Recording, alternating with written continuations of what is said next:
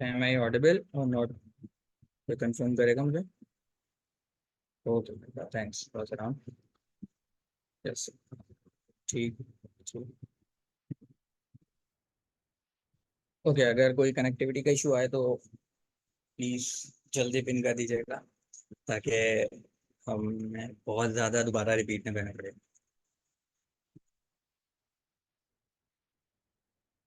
तो इंट्रोडक्शन से शुरू करते हैं। मेरा नाम हदीर रहमान है। करेंटली मैं एक फर्म में काम कर रहा हूँ, ऑब्वियसली फॉर ऑब्वियस रीजन से मैं नाम नहीं बताऊंगा। फिनटेक कंपनी है, और एज एन एप्लीकेशन कंसल्टेंट काम कर रहा हूँ।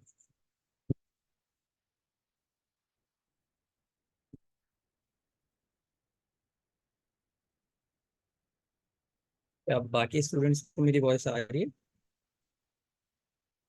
यस सर, मेरे पास तो आपकी वॉइस क्लियर आ रही है। आ रही है सर।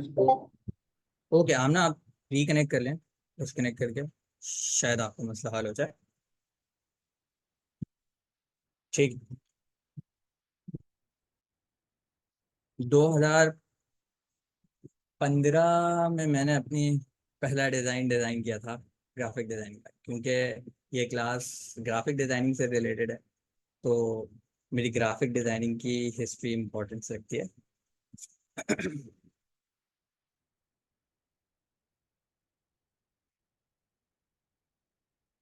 तो शुरू करते हैं हम। इस पेज से शुरू करते हैं कि पहले एक दूसरे का पेज समझ लेते हैं। आप में से किसी भी स्टूडेंट का आज से पहले कभी ग्राफिक डिजाइनिंग से कोई राब्ता रहा है?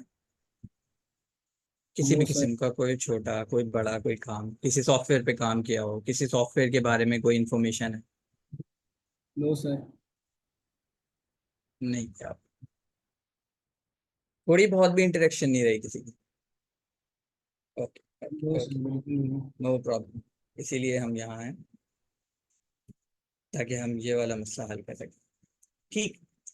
तो लेक्चर का आगाज करेंगे इस अपने टॉपिक के साथ, कि ग्राफिक और डिजाइनिंग। ठीक है। अब ग्राफिक डिजाइनिंग मोस्टली, अगर मैं आपसे, आप में से किसी से भी, किसी भी नॉर्मल बंदे से, लेमैन से एक क्वेश्चन करूं कि ग्राफिक डिजाइनिंग वर्ड सुनते ही आपको क्या समझ आता है, कि ये क्या चीज़ है, क्या फील्ड है, तो आप मुझे क्या जवाब देंगे कि क्या फील्ड है?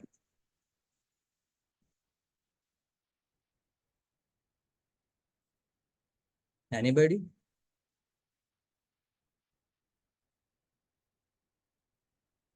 जो भी आपको एज ए लेमैन समझ आता है, यहाँ कोई आपको जज नहीं करने वाला, क्योंकि हमें एक दूसरे का पेज समझना बहुत ज़रूरी है शुरू करने से पहले। सर लाइक डिजाइन वगैरह के ऊपर काम करना, आप अपनी क्रिएटिविटी दिखा रहे हो दूसरों को। ठीक है then, शाबाश।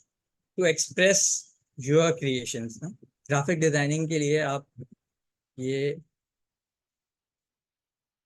वर्ड यूज कर रहे हैं। ठीक है। इसमें क्या कह रहे हैं? डिजाइन करना, एडिट करना टूल्स की हेल्प से। ओके। और कोई अपनी वैल्यू एडिशन करना चाहेगा इसके अंदर?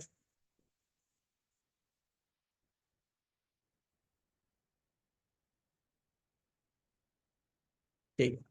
अब एज ए लेमैन 2015 तक मेरी भी यही डेफिनेशन, ठीक है, मैं भी यही कहता था कि ग्राफिक डिजाइनिंग का मतलब है कि डिजाइन करना, चीज़ें, अपने आर्ट को एक्सप्रेस करना, अपना आर्ट डिजिटलाइज करना, और टूल्स की हेल्प से, डिजिटल टूल्स की हेल्प से अपने आर्ट को एक डिजिटल फॉर्म में कन्वर्ट करना। ये डेफिनेशन ठीक तो है, लेकिन it's not a complete definition. ठीक है। अगर हम ग्राफिक डिजाइनिंग के दो वर्ड्स ले लें, ग्राफिक और डिजाइन, ठीक, तो ग्राफिक और डिजाइनिंग के अंदर मेरे पास दो डिफरेंट चीज़ें आती हैं, एक आती है ग्राफिक, एक आती है डिजाइनिंग। अब जो इसमें डिजाइन वर्ड है ना, हम पहले उसकी तरफ जाते हैं, ग्राफिक की तरफ हम आते हैं।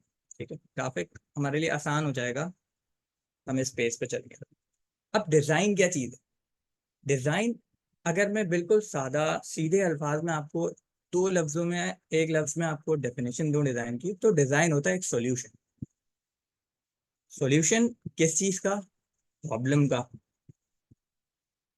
क्या एग्जाम्पल है सर? एग्जाम्पल ये है कि आपको اپنے گھر سے آفس جانے میں تکلیف ہوتی تھی. آپ نے کیا ایجاد کیا؟ آپ نے موٹر سائیکل ایجاد کر لی, آپ نے کار ایجاد کر لی. مطلب اب میں خود پیدل چل کے نہیں جاؤں گا, اب میں کوئی فیول یوز کروں گا اور اس کے ذریعے سے آپ نے سولوشن نکالا کسی چیز کا. ٹھیک ہے, آپ کو اسکرو ٹائٹ کرنے تھے, اسکرو لوز کرنے تھے, آپ نے اسکرو ڈرائیور بنایا. ٹھیک, تو سولوشن کیا ہوتا ہے؟ میرے پاس کوئی ایک ایسا چیلنج جسے کرنے کے لیے مجھے کچھ ریکوائرڈ ہو, میں اس کے لیے اپنا ایک سولوشن ڈیزائن کروں جس کی ہیلپ سے میں اپنا ریکوائرڈ ریزلٹ گیٹ کر سکوں. ٹھیک ہے, وہ سولوشن بیسکلی ڈیزائن ہے. ٹھیک, تو سر ڈیزائن کس طرح کا سولوشن ہے؟ ڈیزائن سولوشن ہے ایک اس طرح کا کانٹینٹ جو آپ کی بات کسی دوسرے بندے تک پہنچانے کے لیے استعمال کیا جائے. اب اگر ہم اس کے ٹیکنیکل ٹرمز کے اندر جائیں تو ہمارے پاس ٹیکنیکل ٹرمز کے اندر ایک ٹرم آتی ہے VCD کر کے. ٹھیک ہے, VCD کی فل فارم ہوتی ہے ویژول کمیونیکیشن ڈیزائن. کسی نے آج سے پہلے ویژول کمیونیکیشن ڈیزائن کے بارے میں کچھ پڑھا؟ کسی کو کچھ پتا ہے ویژول کمیونیکیشن ڈیزائن کسے کہا جاتا ہے؟ نو سر. اوکے, ویژول کمیونیکیشن ڈیزائنز جو ہیں وہ ہمارے پاس ایک براڈ امبریلا ہے, ایک جانرا ہے, پوری ایک کیٹیگری ہے. ٹھیک ہے, اس ویژول کمیونیکیشن ڈیزائن کے اندر ہی میرے پاس میری UI UX ڈیزائن آتے ہیں, میرے پاس پوسٹر ڈیزائن, پرنٹ میڈیا آتا ہے, میرے پاس سوشل میڈیا آتا ہے. میری جتنی بھی ڈیزائننگ کی کیٹیگریز ہیں وہ سب اس VCD کے امبریلا کے اندر آتے. ویژول کمیونیکیشن ڈیزائن میرے پاس ایک کیٹیگری ہے جس کے اندر میرے سارے ڈیزائننگ کے ایلیمنٹس پیک. انہی ایلیمنٹس میں سے میرے پاس ایک ایلیمنٹ ہے جو کیا کہلاتا ہے گرافک ڈیزائن. اب ویژول گرافک ڈیزائن سمجھنے سے پہلے نا آپ کو یہ بھی پتا ہونا ضروری ہے کہ یہ جس کیٹیگری کے اندر آتا ہے وہ چیز کیا ہے, وہ ہے کیا خود. اب جو ویژول کمیونیکیشن ڈیزائن ہے وہ کیا کرتا ہے؟ وہ کہتا ہے کہ جو بھی چیز آپ کو اپنی کوئی کمیونیکیشن ہے, کوئی بات ہے جو آپ نے کسی اور تک پہنچانی ہے. ٹھیک ہے, اس بات کو پہنچانے کے لیے اگر آپ نے ویژول کانٹینٹس کا سہارا لیا ہے تو وہ اس امبریلا کے اندر آئے گا, ویژول کمیونیکیشن ڈیزائن کے اندر.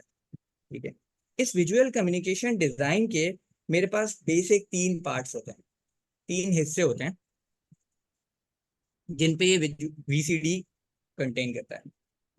وہ 3 مین پارٹس ہیں اس کے. ایک ہے ٹائپ سے مطلب یہ نہیں ہے کہ کس ٹائپ کا کنٹینٹ جنریٹ کر رہے ہیں, ٹائپ سے مطلب ہے میری ٹائپوگرافی. ٹھیک ہے, میں کس طرح کے فونٹس یوز کر رہا ہوں, اس فونٹ کا کیا معنی ہے.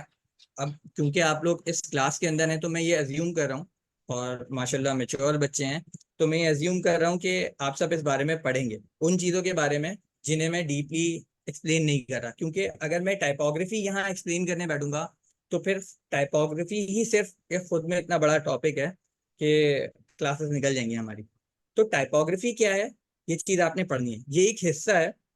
میں اوور آل آئیڈیا دے دیتا ہوں, براڈ آئیڈیا دے دیتا ہوں. ٹائپوگرافی بیسکلی میرے فونٹ ٹیکسٹ سے ریلیٹڈ ہر وہ چیز جو میں ڈیزائن میں یوز کرتا ہوں, چاہے وہ اس کا سائز ہے, چاہے وہ اس کا شیپ ہے, چاہے وہ اس کی کیٹیگری ہے, چاہے وہ اس کی فیملی ہے, کوئی بھی چیز جو میرے فونٹ سے ریلیٹڈ ہے, ٹیکسٹ سے ریلیٹڈ ہے, چاہے وہ اس کا ویٹ ہے, ہر ایک چیز وہ سب آتی ہے ٹائپوگرافی کی کنٹینٹ کے اندر.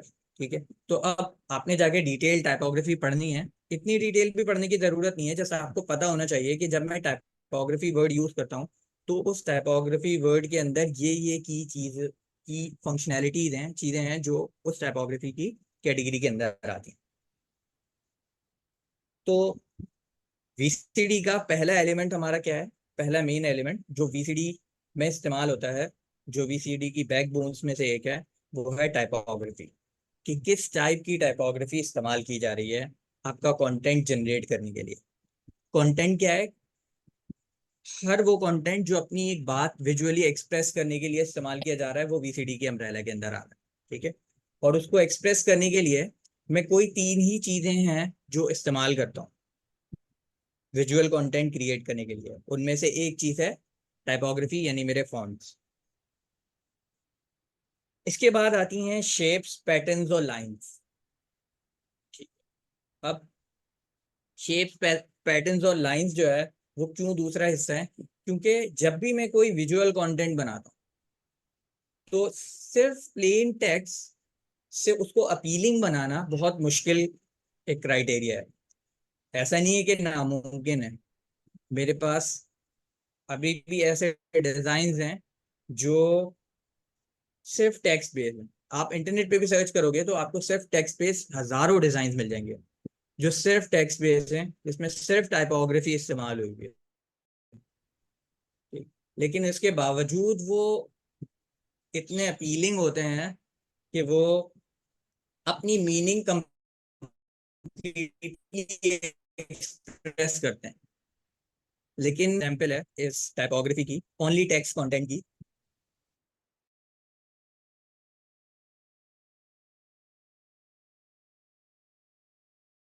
کیونکہ کیلیگرافی کے اندر پیٹرنز یوز ہوتے ہیں.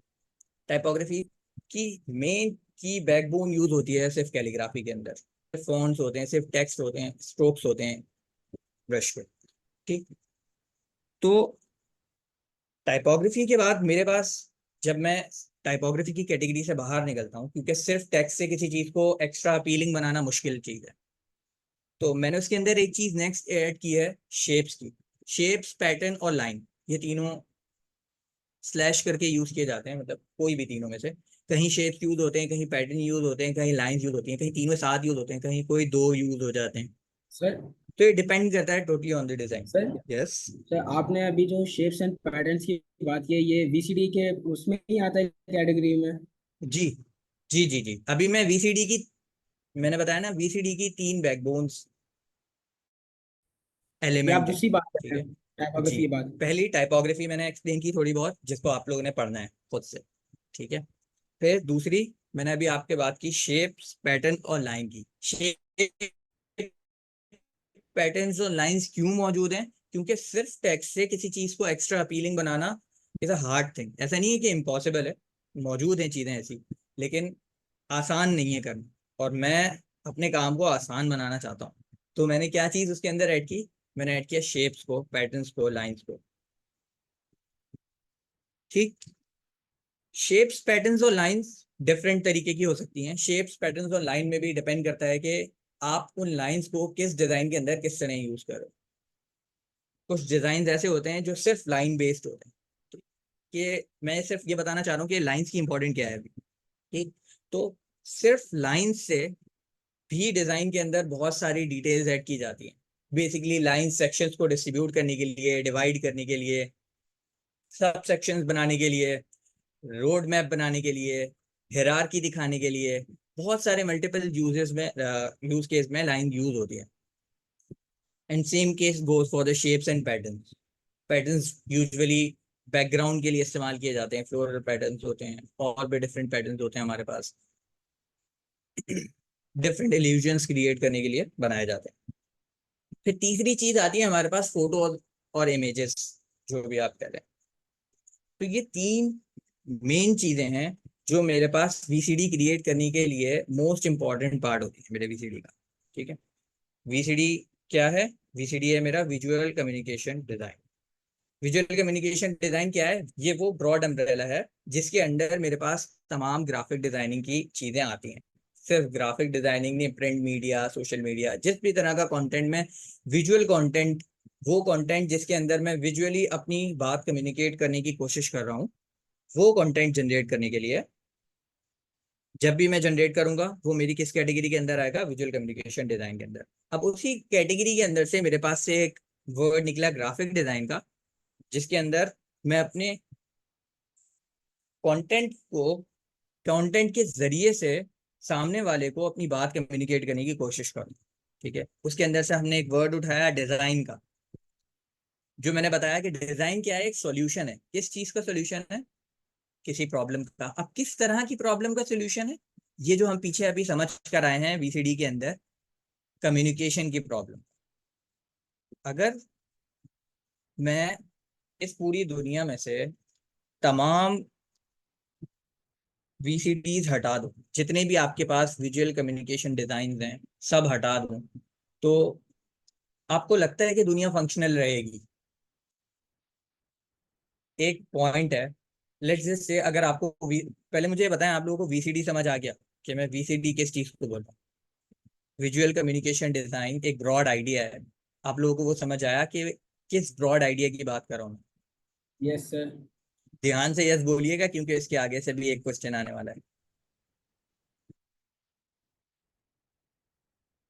ٹھیک ہے، تو جن لوگوں نے یس کہا ہے کیا وہ ایک ایک وی سی ڈی کی ایگزامپل دیں گے مجھے جو میں نے یوز کی ہیں اس کے علاوہ؟ کوئی بھی یوز کیس ہو سکتا ہے، پوری دنیا میں استعمال ہوتے ہیں، ہر ایک جگہ وی سی ڈیز استعمال ہو رہی ہیں.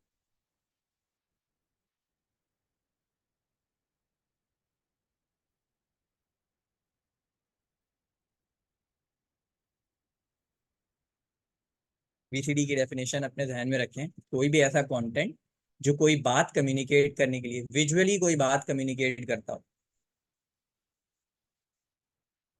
گیم ڈیزائن، ایڈورٹیزمنٹس، ٹھیک ہے، advertisement is a good. Game design کیسے دین تھوڑا سا بتاؤ گے مجھے، گیم ڈیزائن ایکسپلین کرو گے؟ لائک آپ گیم کے تھرو کسی کو ایکسپلین کرنا چاہ رہے ہو، کسی کو آپ دکھانا چاہ رہے ہو کہ آپ اس کے پلیٹ فارم کے اندر کر کیا رہے ہو اس چیز میں. ٹھیک ہے، ٹھیک ہے،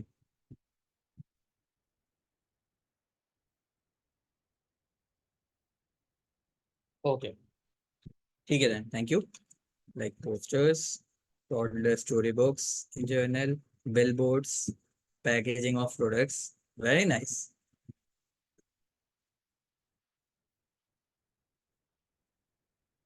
ٹھیک ہے، اگر ہم بہت دور نہ جائیں، یہیں جس موبائل فون کے اوپر آپ اپنی زوم ایپ استعمال کر رہے ہیں، اگر میں تھوڑی دیر کے لیے آپ کے فون میں سے یہ زوم ایپ کا آئیکن ہٹا دوں اور آپ کے لیے یہ ہیسل بڑھا دوں کہ آپ کو کیا کرنا ہے، پہلے اپنے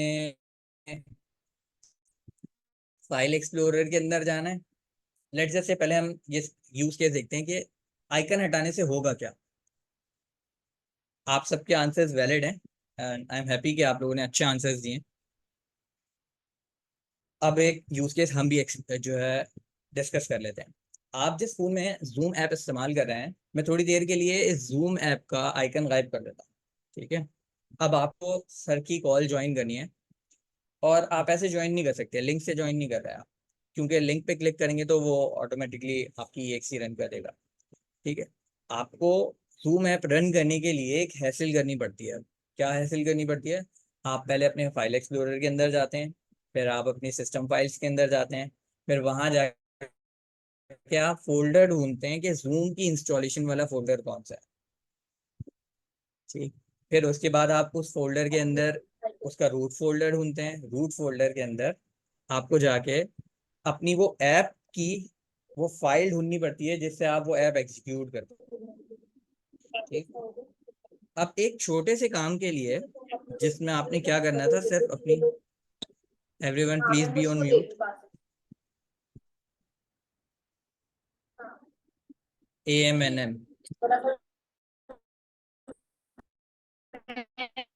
پلیز بی آن میوٹ.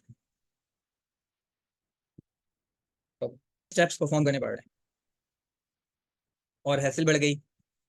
پھر اب یہ ایک ٹیکنیکل سائٹ بھی آ جاتی ہے اس کے اندر کہ آپ کو پتا بھی تو ہو کہ میں نے کون سی والی فائل جا کے ایگزیکیوٹ کرنی ہے تو میری زوم ایپ رن ہوگی، ٹھیک ہے. یہ ایک چھوٹی سی ایگزامپل ہے. اگر آپ ایئرپورٹ پہ چلے جائیں ان میں سارے سائنس ہٹا دوں نا، تو صرف آپ کو بین الاقوامی اور ڈومیسٹک گیٹس ڈھونڈنے میں دن لگ جائیں گے جتنا ایئرپورٹ رش ہوتا ہے. اگر میں روڈس پہ سے سارے سائن ہٹا دوں کہ کون سا راستہ کہاں جا رہا ہے، تو میرا خیال ہے مشکل ہی ہو جائے گا ٹریول کرنا کسی بھی ایسے شخص کا جو آؤٹ آف دا سٹی آیا ہے. ایسی ایگزامپلس ہیں جہاں پہ مجھے وی سی ڈی کی ضرورت پڑتی ہے، جس کی وجہ سے وی سی ڈی کی وجہ سے میری جو وہ सिनेरियो है वो फंक्शनल है।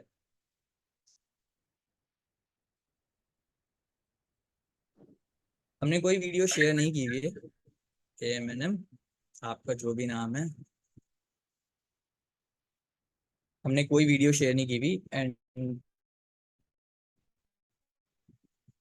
प्लीज इस तरह डिस्टर्ब नहीं कर रहे हैं क्योंकि फ्लो टूट जाता है।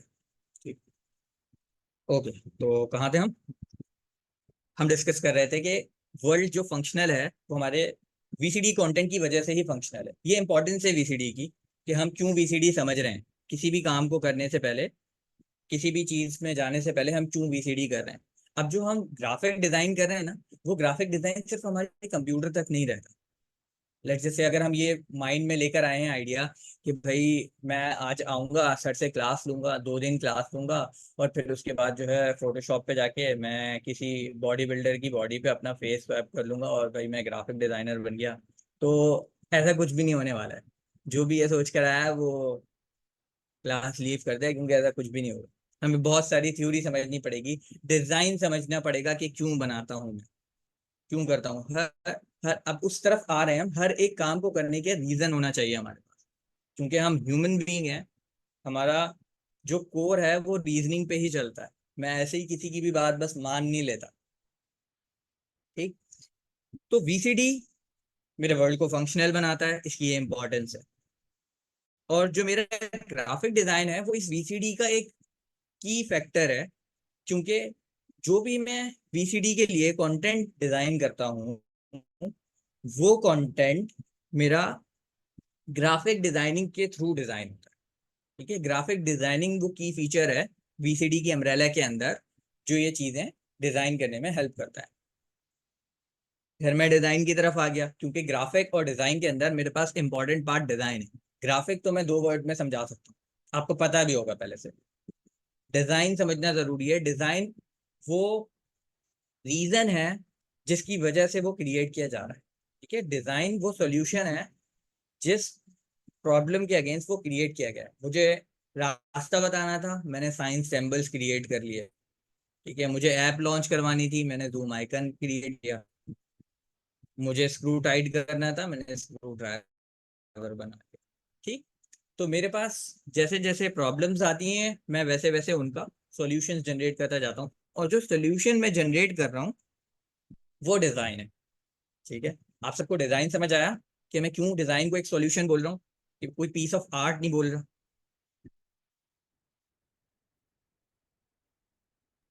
Yes sir.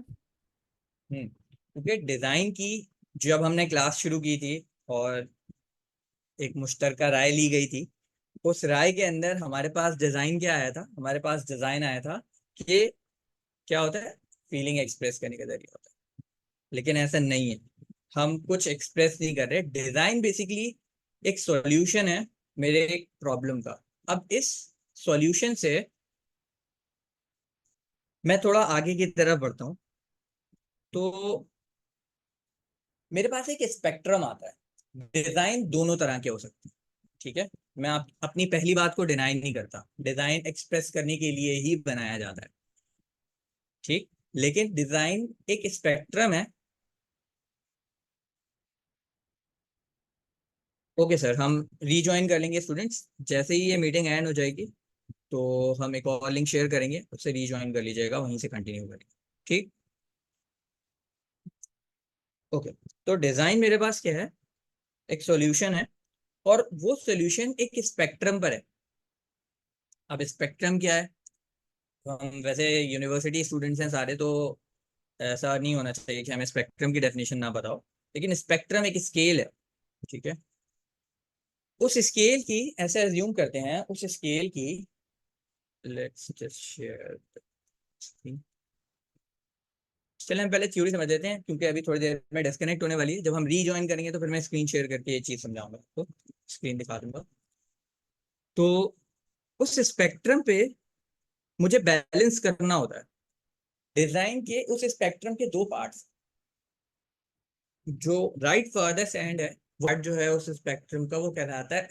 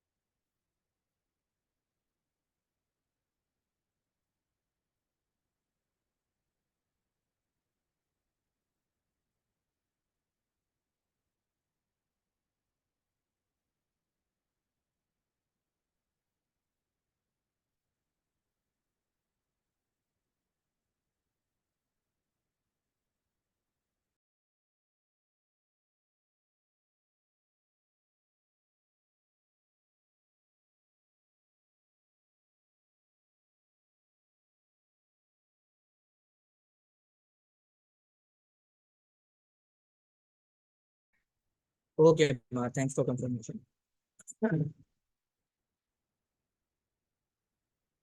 ठीक, तो हम समझ रहे थे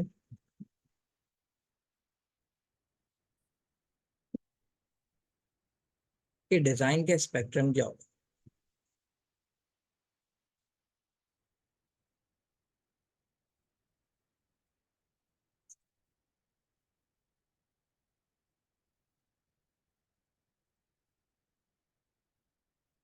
आप सबको व्हाइट बोर्ड नजर आ रहा है?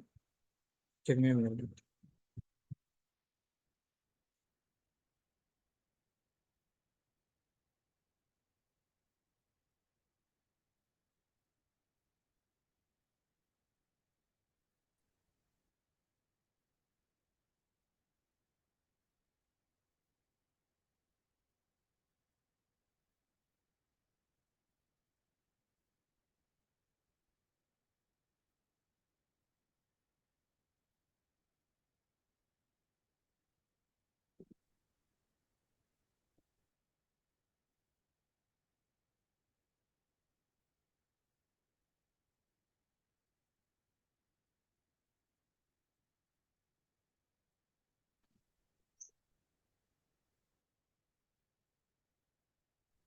ठीक है, आवाज आ रही है मेरी सबको?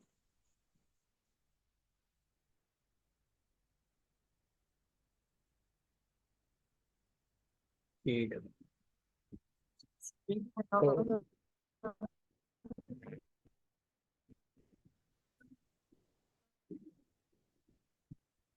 Please be on mute. तो ये हमारा डिजाइन के स्पेक्ट्रम, ठीक है। डिजाइन के स्पेक्ट्रम के अंदर मेरे पास दो एक्सट्रीम कॉर्नर्स हैं, जिसमें एक कॉर्नर है फंक्शनल का और दूसरा कॉर्नर है एस्थेटिक का, ठीक है। अब या तो मैं एक्सट्रीम एस्थेटिक कॉर्नर में चला जाऊँ। अब एक्सट्रीम एस्थेटिक कॉर्नर क्या होता है? ये वो एरिया है जहाँ पे इस तरह के डिजाइन मौजूद हैं जो अपीलिंग टू आई तो हैं, जो लेकिन उनका कोई पर्पस नहीं सर्व करते, वो कोई भी रीजन ही नहीं देते अपने पीछे, कोई उनके पीछे कोई फंक्शन नहीं होता। जैसे मेरे पास कोई साइंस होते हैं डायरेक्शंस के, या मेरे पास कोई आइकन्स होते हैं, इनका पर्पस होता है। लेकिन एस्थेटिक में, एस्थेटिक वाले कॉर्नर में वो चीजें आती हैं जो चीजें अपीलिंग टू आई होती हैं, विजुअली ब्रिलियंट होती हैं, लेकिन कोई मीनिंग नहीं रखती हैं अपने पास, ठीक है। तो वो सारी चीजें मेरे पास एस्थेटिक के कॉर्नर पे आती हैं। ऑन दी अदर हैंड मेरे पास एक इंपॉर्टेंट कॉर्नर होता है जिसे मैं कहता हूँ फंक्शनल। फंक्शनल कॉर्नर मेरे पास वो कंटेंट कंटेन करता है جس کانٹینٹ کے اندر میرے پاس میننگ زیادہ ہوتی ہے. آئی ڈونٹ کیئر کہ اس کے اندر ویژولائزیشن ہے یا نہیں. ٹھیک ہے, وہ ایک چھوٹا سا سمپل آئیکن بھی ہو سکتا ہے, صرف لائن بیس, صرف لائن سے بنا ہوا کوئی چھوٹا سا سمپل آئیکن بھی ہو سکتا ہے جو کیا کرتا ہو, صرف کوئی کام کرتا ہو جس کے پیچھے کوئی ریزن ہو. جیسے کہ یہ ایرو, اب اس ایرو کا ایک کام ہے, کیا کر رہا ہے, ڈائریکشن بتا رہا ہے. کیا بتا رہا ہے کہ بھائی اس طرف موو کرنا ہے. اگر یہ میں کہیں کسی کارنر پہ لگا دوں تو آبویسلی دیکھنے والے کو دیکھتے ہی پتا چلے گا کہ میں نے یہاں ٹرن کرنا ہے, یہ میرے آئل ہے. ٹھیک ہے, تو فنکشنل ڈیزائن وہ ڈیزائن ہوتے ہیں جن میں ایکسٹریملی میننگ ہوتی ہے, جو فنکشنل ہوتے ہیں. ان میں ایستھیٹک کا کنٹینٹ سب سے کم ہوتا ہے, لیکن ان کے اندر کمپلیٹ میننگ ہوتی ہے, کمپلیٹ ریزن ہوتا ہے, کمپلیٹ سولوشن ہوتا ہے کسی چیز کا. ٹھیک, اب جب میں گرافک ڈیزائننگ کے لیے ڈیزائن بناتا ہوں تو مجھے آپ سے یہ سوال ہے کہ مجھے ایستھیٹک کے کارنر میں ہونا چاہیے یا پھر مجھے فنکشنل کے کارنر میں ہونا چاہیے. سر فنکشنل کے. یس, ایسٹھیٹک. اور کوئی؟ ویسے تو یہ دو ہی آپشن ہے, لیکن میں ووٹ کرنا چاہ رہا ہوں ایکچولی کہ ایستھیٹک کو زیادہ ووٹ مل رہے ہیں یا فنکشنل کو زیادہ ووٹ مل رہے ہیں.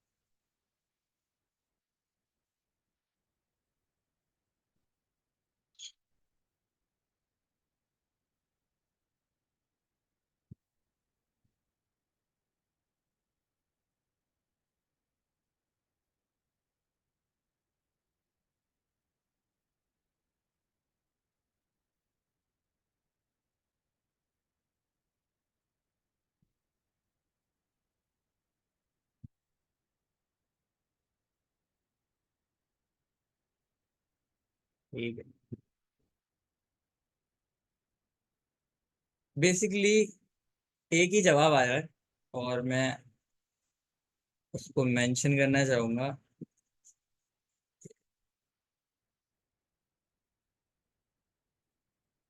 یہ وہ پورشن ہے جہاں پہ مجھے موسٹلی اس ایریا میں کام کروں. جب بھی میں کوئی گرافک ڈیزائن کر رہا ہوں گا, موسٹلی میرا کام کرنے کا ایریا یہ ہوگا. دونوں امپورٹنٹ ہے. ٹھیک ہے, سم ٹائمس ایسا ہوتا ہے کہ میری کام کی ریکوائرمنٹ ہوتی ہے کہ مجھے سمپلیسٹ سے سمپلیسٹ ڈیزائن چاہیے, بھلے ہی وہ ڈیزائن 2 لائن پہ کنٹین ہو. ٹھیک ہے, صرف 2 لائنیں. میں نے لائن لے لی, ایک لائن ایسے لگائی اور دوسری لائن ایسے لگائی, یہ ایرو ہیڈ بن گیا. اب یہ ڈیزائن جو ہے وہ مجھے بتا رہا ہے کہ رائٹ ہینڈ سائڈ پہ موو کرنا ہے, یا یہ گریٹر دین لیس دین کا سمبل ہو سکتا ہے.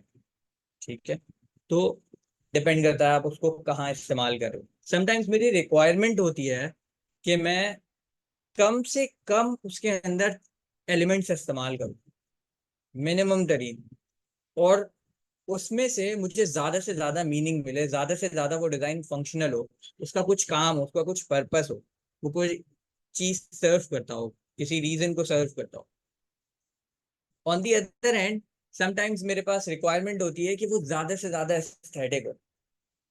ٹھیک ہے, اس پہ کوئی میننگ نہ ہو, مجھے اس سے کوئی فرق نہیں پڑتا, لیکن ایستھیٹک ہونی چاہیے. کوئی دیکھے تو اپیلنگ لگے اسے. ٹھیک ہے, پھولوں کی تصویریں کھینچنا, کیا کوئی جواب, کوئی ریزن ہے اس کے پیچھے, کوئی کسی چیز کا سولوشن ہے پھولوں کی تصویر کھینچنا؟ نہیں, لیکن مجھے اچھا لگتا ہے. پہاڑوں کی تصویر کھینچنا, وہ الگ بات ہے کہ پیسہ ایک ریزن ہو سکتا ہے اس کے پیچھے, آبویسلی آپ تصویر کھینچ کے پیسہ کما سکتے ہیں, لیکن اس پیسے کے علاوہ اور کوئی ریزن سرو نہیں کرتی وہ تصویر. تو یہ ساری تصویریں پھر میں کیوں کھینچ رہا ہوں؟ کیونکہ وہ اپیلنگ ٹو آئی ہیں, مجھے خوبصورت لگتی ہیں. ٹھیک ہے, تو ایستھیٹک بھی ضروری ہے, فنکشنل بھی ضروری ہے, لیکن موسٹ آف دی ٹائم مجھے ان دونوں کا کمبینیشن چاہیے ہوتا ہے. جب بھی میں ایک گڈ ڈیزائن کرتا ہوں, اس کے لیے ضروری ہے کہ اس میں ایستھیٹک اور فنکشنل کی کوانٹٹی اتنی ہی موجود ہو جتنی ریکوائرمنٹ ہے. اب اس کا فیصلہ کون کرے گا کہ کتنی ریکوائرمنٹ ہے؟ اس کا فیصلہ کرتا ہے جاب کی نیچر. جو جاب آپ کرنے جا رہے ہیں, جو ڈیزائن آپ کرنے جا رہے ہیں, اس کی نیچر کیا ہے.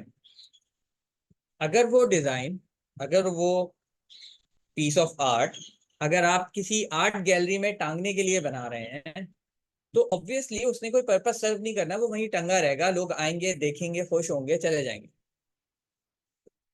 تو آپ کوشش کرو گے کہ میں زیادہ سے زیادہ اسے ایستھیٹک رکھوں کہ لوگ زیادہ سے زیادہ دیر تک اسے دیکھ سکیں اور ان کا دل نہ بھرے. ٹھیک ہے, ڈیزائن کا پرپس, ایستھیٹک ہونے کا پرپس کیا ہوتا ہے کہ ایسا نہیں ہو کہ بندے نے 1 منٹ دیکھا اور بس اس کے بعد جو ہے نا وہ, کیونکہ وقت کے ساتھ ساتھ ہر چیز کا ایفیکٹ ڈیمپ ہوتا جاتا ہے. تو جتنی دیر آپ ایک خوبصورت چیز کو دیکھتے رہیں گے وہ تھوڑے ٹائم بعد جو ہے اس کی خوبصورتی کم ہوتی جائے گی. تو آپ کو جب اسے زیادہ دیر دکھانا ہوتا ہے تو آپ اس کو زیادہ اسٹیٹک والے پورشن میں لے کے جاتے ہیں.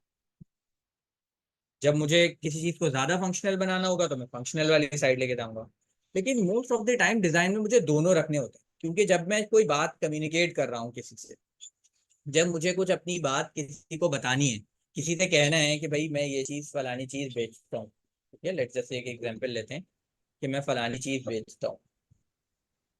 اس فلانی چیز کو بیچنے کے لیے اگر میں سیدھے سیدھے اپنے پروڈکٹ کی صرف ڈسکرپشن لکھ دوں اس کے اوپر کہ بھائی میرا پروڈکٹ اتنا اچھا ہے, لیٹس جیسے کوئی ہمارے پاس کوئی کھانے پینے کی چیز ہے, کوئی اسنیکس ہے, ٹھیک ہے, میں صرف لکھے جا رہا ہوں میرے اسنیکس میں اتنے نیوٹرینز ہیں, اتنے منرلز ہیں, اور اس کے یہ فائدے ہیں, اونلی ٹیکسٹ کانٹینٹ. ٹھیک ہے, ایک پلین پیچھے بیک گراؤنڈ پہ میں نے صرف ٹیکسٹ لکھ دیا. اور آن دی ادر ہینڈ ہمارے پاس ایک اور رائیول کمپنی ہے جس نے بہت اچھی سی پیکیجنگ کروائی ہے, اس نے پیکیجنگ کے اوپر کلرز بھی اٹریکٹیو یوز کیے ہیں, ٹھیک, اور اس نے چیزیں جو ہے جو اس کی مارکیٹنگ لیول ہے اسے بیلنس میں رکھا ہے. وہ اپنا نام بھی پرنٹ کرتے ہیں, وہ نیوٹرینز بھی پرنٹ کرتے ہیں, وہ ساری چیزیں جو گورنمنٹ کی ریکوائرمنٹ ہے وہ بھی پرنٹ کرتے ہیں کہ یہ چیزیں مینشن ہونی چاہیے آپ کے پیکٹ کے اوپر. لیکن اس کے ساتھ ساتھ انہوں نے فرنٹ کا ڈیزائن خوبصورت کر کے بنایا. اب آپ ایک 7 سال کا, 8 سال کا, 9 سال کا بچہ لے کے جاتے ہیں دکان, آپ کو کیا لگتا ہے وہ سفید پیکٹ والے پیکٹ اٹھائے گا یا وہ اٹریکٹیو کلر والا پیکٹ اٹھائے گا؟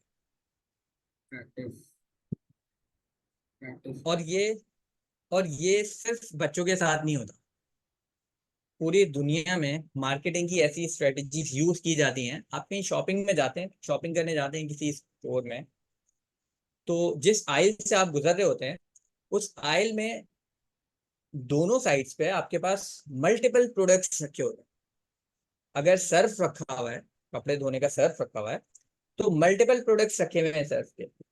آپ کو پتا ہے کس آرڈر میں وہ سرف رکھے ہوئے ہیں, اس پہ بھی ڈیپینڈ کرتا ہے کہ آپ کون سا سرف اٹھانے والے. مارکیٹنگ کا اتنا امپیکٹ ہوتا ہے کسی بھی سیل کے اوپر کہ کس طرح ہیومن برین بیہیو کرتا ہے کلرز کو, ڈیزائن کو, پیٹرنز کو لے کے. سم ٹائمز ایسا بھی ہوتا ہے کہ آپ کا ڈیزائن بہت خراب بھی ہوتا ہے, اور اس کی کمی کو پورا کرنے کے لیے وہ کیا کرتے ہیں, وہ ملٹیپل جگہوں پہ اس ڈیزائن کو لگاتے ہیں کہ آپ بار بار دیکھیں اس کو. جب آپ اس کو بار بار دیکھتے ہیں نا تو خراب ڈیزائن کی خرابیاں ختم ہو جاتی ہیں, وہ یوز ٹو ہو جاتے ہیں آپ اس کو, تو پھر آپ جا کے وہ خریدنے لگتے ہیں. لیکن اس کا یہ مطلب تو نہیں ہے کہ وہ ڈیزائن خراب تھا. اس کا مطلب یہ تھا کہ اس ڈیزائن میں فنکشنل پارٹ زیادہ تھا, کس سے, ایستھیٹک سے, جسے اوور کم کرنے کے لیے مجھے تھوڑا ٹائم لگا. عوام کے اندر, اس کے بائر کے اندر, کنزیومر کے اندر یہ چیز فیڈ کرنے میں مجھے تھوڑا ٹائم لگا. تو میرے پاس گرافک ڈیزائننگ وہ فیلڈ آ جاتی ہے جس کے اندر میرے پاس ملٹیپل چیزیں. ابھی ہم گرافک ڈیزائننگ کو جب آگے ایکسپلین کروں گا میں, اس کے اندر میرے پاس ملٹیپل چیزیں جو میں ڈیزائن کرتا ہوں اس کے اندر. لیکن اس کو ڈیزائن کب کس طرح کرنا ہے یہ ٹوٹلی ڈیپینڈ کرے گا کہ آپ کس پروڈکٹ کو ڈیزائن کر رہے ہو. کیا اس میں برائٹ کلرز ہی چلیں گے؟ سم ٹائمز ایسا بھی ہوگا کہ آپ کو جان بوجھ کے اسے زیادہ فنکشنل اور کم ایستھیٹک رکھنا پڑے گا. ٹھیک ہے. اگر آپ کوئی سیریس پروڈکٹ بیچ رہے ہیں تو آپ کو کیا کرنا پڑے گا, اسے زیادہ سے زیادہ سادہ بنانا پڑے گا اور فنکشنل بنانا پڑے گا. اگر آپ سائن بورڈ ہوتے ہیں نا, جو لیٹس سے ہم یہاں بنا لیتے ہیں,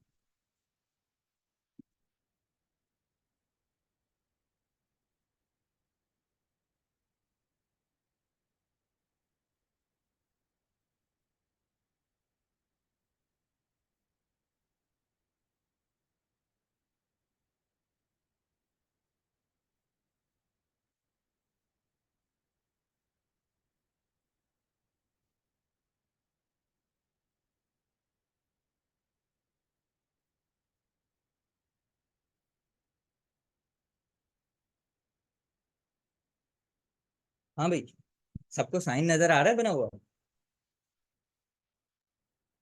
یس.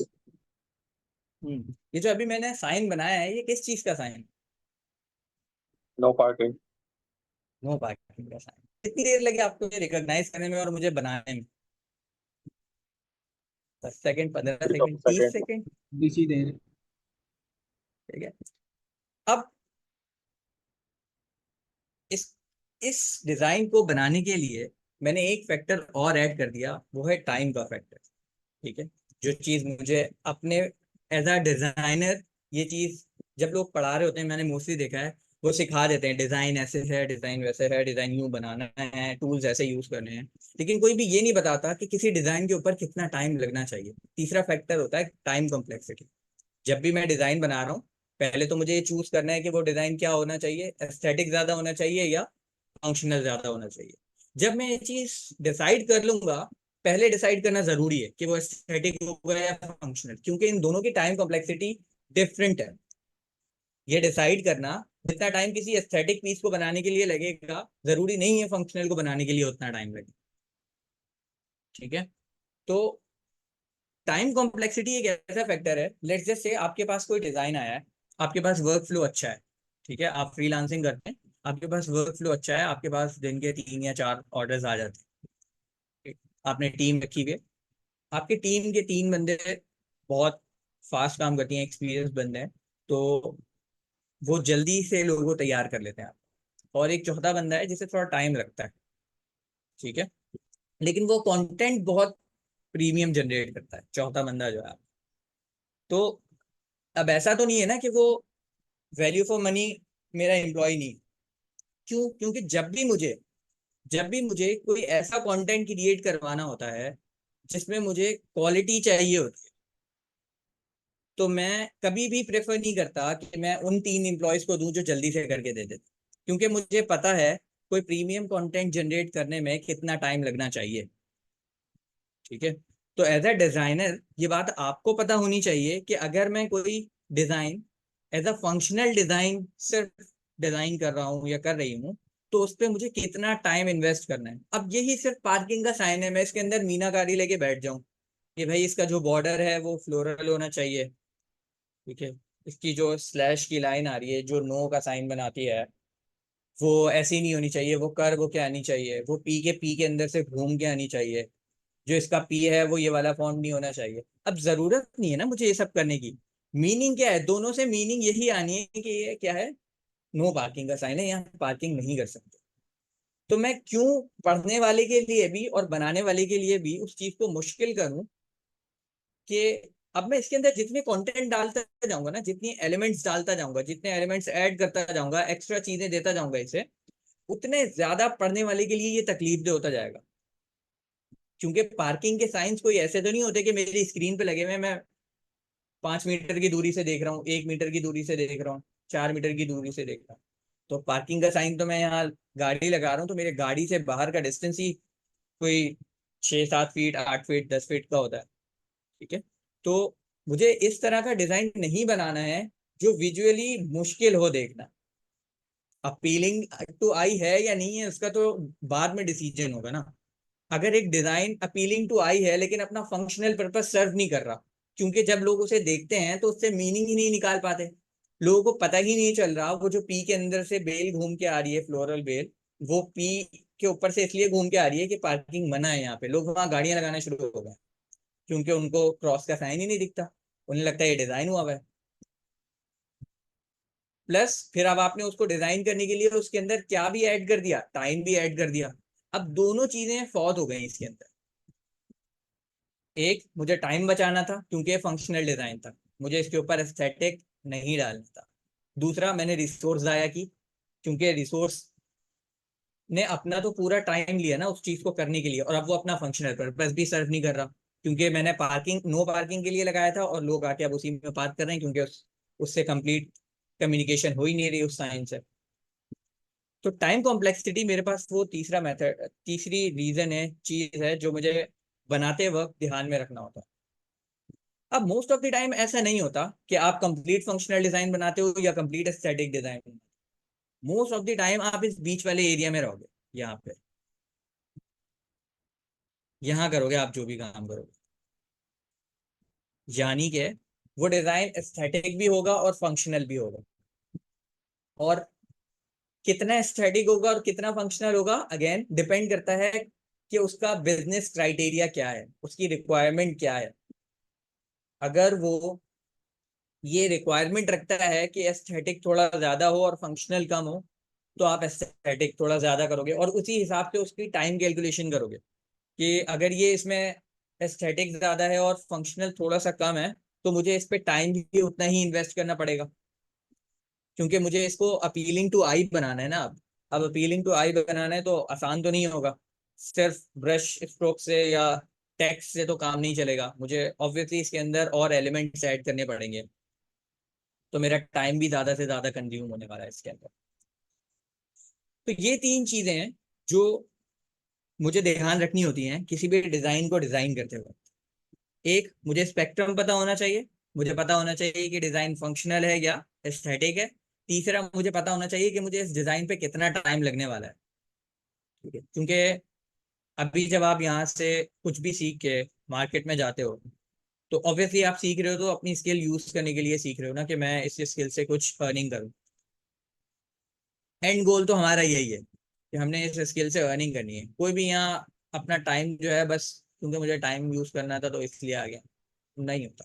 اب آپ ایک اسکل سیکھ رہے ہو, اگر آپ اس ارادے سے آئے بھی تھے تو میں سجیسٹ کروں گا کہ آپ آگے اس کو سیکھ کے اسے یوٹیلائز کرنا, کیونکہ ابھی جب آپ پریکٹیکل لائف میں اترو گے تو پتہ چلے گا کہ اتنی آسان بھی نہیں ہے زندگی جتنا ہمیں لگتا ہے.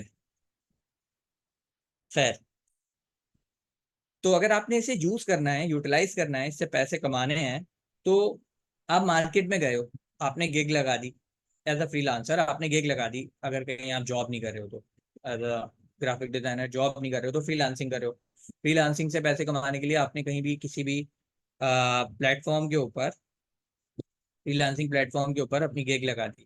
اب آپ کیا کہتے ہو کہ مجھے ایک ڈیزائن بنانے کے لیے, لیٹس سے لوگو ڈیزائننگ کی بات کر لیتے ہیں, تو ایک لوگو ڈیزائن کرنے کے لیے مجھے لگتے ہیں 3 دن.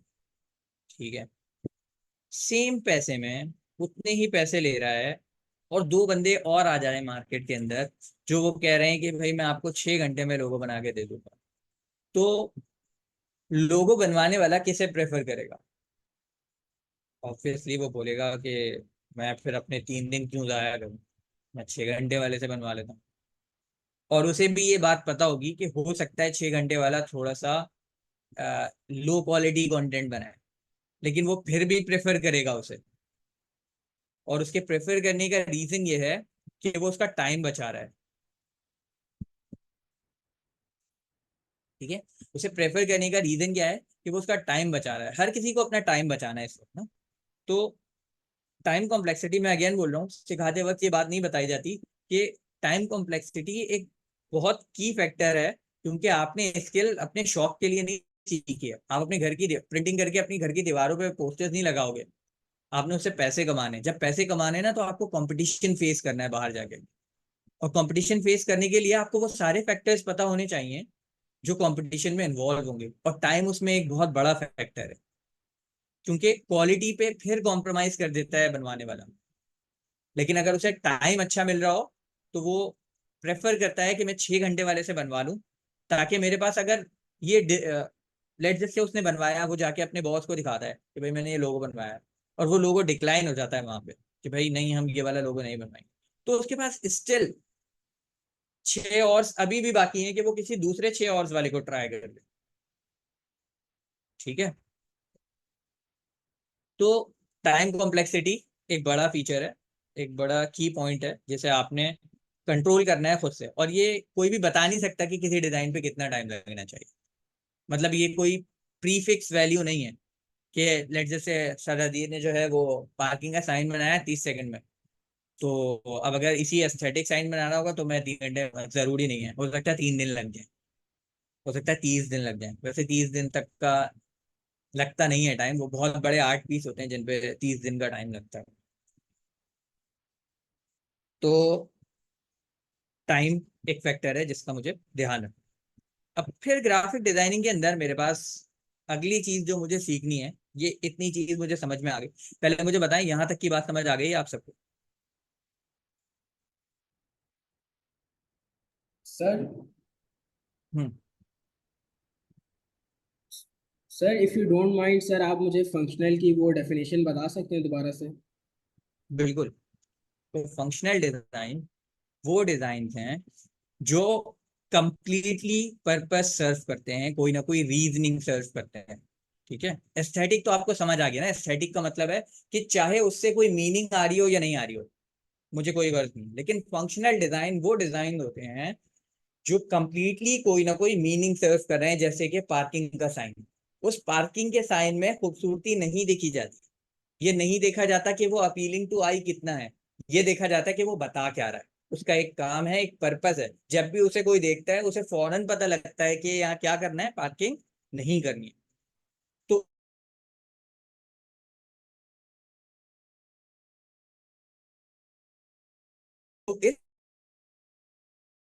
اس طرح کے ڈیزائن جو جن کے پیچھے جو کسی چیز کا سولوشن ہوتے ہیں جہاں ہوتا ہے، تو جو کمپلیٹلی فنکشنل سولوشن ہوتے ہیں جن کا کوئی ریزن ہوتا ہے پیچھے، جن کی جو کوئی میننگ ریپرزینٹ کرتے ہیں، وہ سائن فنکشنلز کہلاتے ہیں، وہ ڈیزائن فنکشنل کہلاتے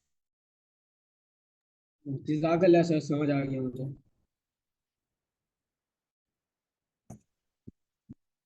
Am I clear? Yes sir, thank you. Then اور کوئی کوشچن کسی کا ابھی تک کے لیکچر میں سے کسی کا کوئی کوشچن ہے تو پوچھیں، پھر ہم ایک چھوٹی سی چیز اور آج ڈسکس کریں گے، اور پھر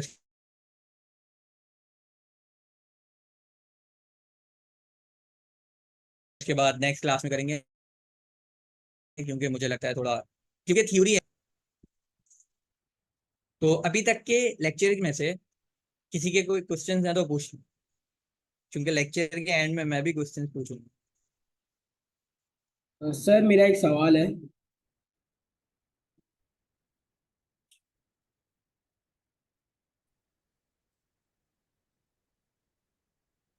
سر سوری آپ کی آواز چلی گئی. جی جی سر میرا ایک سوال تھا. جی. سر جو آپ نے وی سی ڈی بتایا ہے سر، آپ نے اس کے 3 کیٹیگریز بتایا تھے سر، تیسرا کیا تھا سر؟ 3 کیٹیگریز نہیں بیٹا، میں نے وی سی ڈی کے 3 مین کمپوننٹس بتائے تھے. ٹھیک ہے. کیٹیگریز کا مطلب ہوتا ہے کہ وی سی ڈی ان 3 کیٹیگریز میں ڈیوائڈ ہوتا ہے، نہیں، وی سی ڈی ان 3 کمپوننٹس پر مشتمل ایک آئیڈیا ہے. ٹھیک ہے. اور وہ تھا ٹائپوگرافی، شیپس، پیٹرنز اور لائن، اور تیسرا تھا فوٹوز یا امیجز. ٹھیک ہے. میں اپنے ڈیزائنس کے اندر فوٹوز اور امیجز بھی استعمال کرتا ہوں. ابھی ہم نے اسے اتنا ڈیپلی ڈسکس نہیں کیا کیونکہ photos and images it self ایک آرٹ ہوتے ہیں. ٹھیک ہے. اوکے جو کہ سر، میں نے تھینک یو. ڈسکس کیا آپ سے ایستھیٹک والے سیشن کے اندر، کہ فوٹوز اور امیجز جو میں کھینچتا ہوں پھولوں کی، پہاڑوں کی، باہر کسی جانوروں کی، تو ان کا کوئی پرپس تو نہیں ہے نا، وہ کوئی فنکشنل ریزن سرو نہیں کرتے، لیکن کیونکہ مجھے دیکھنے میں خوبصورت لگتے ہیں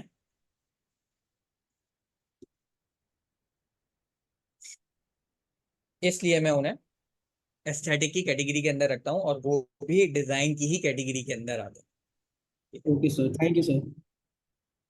اوکے. کسی اور کو کوئی کوشچن؟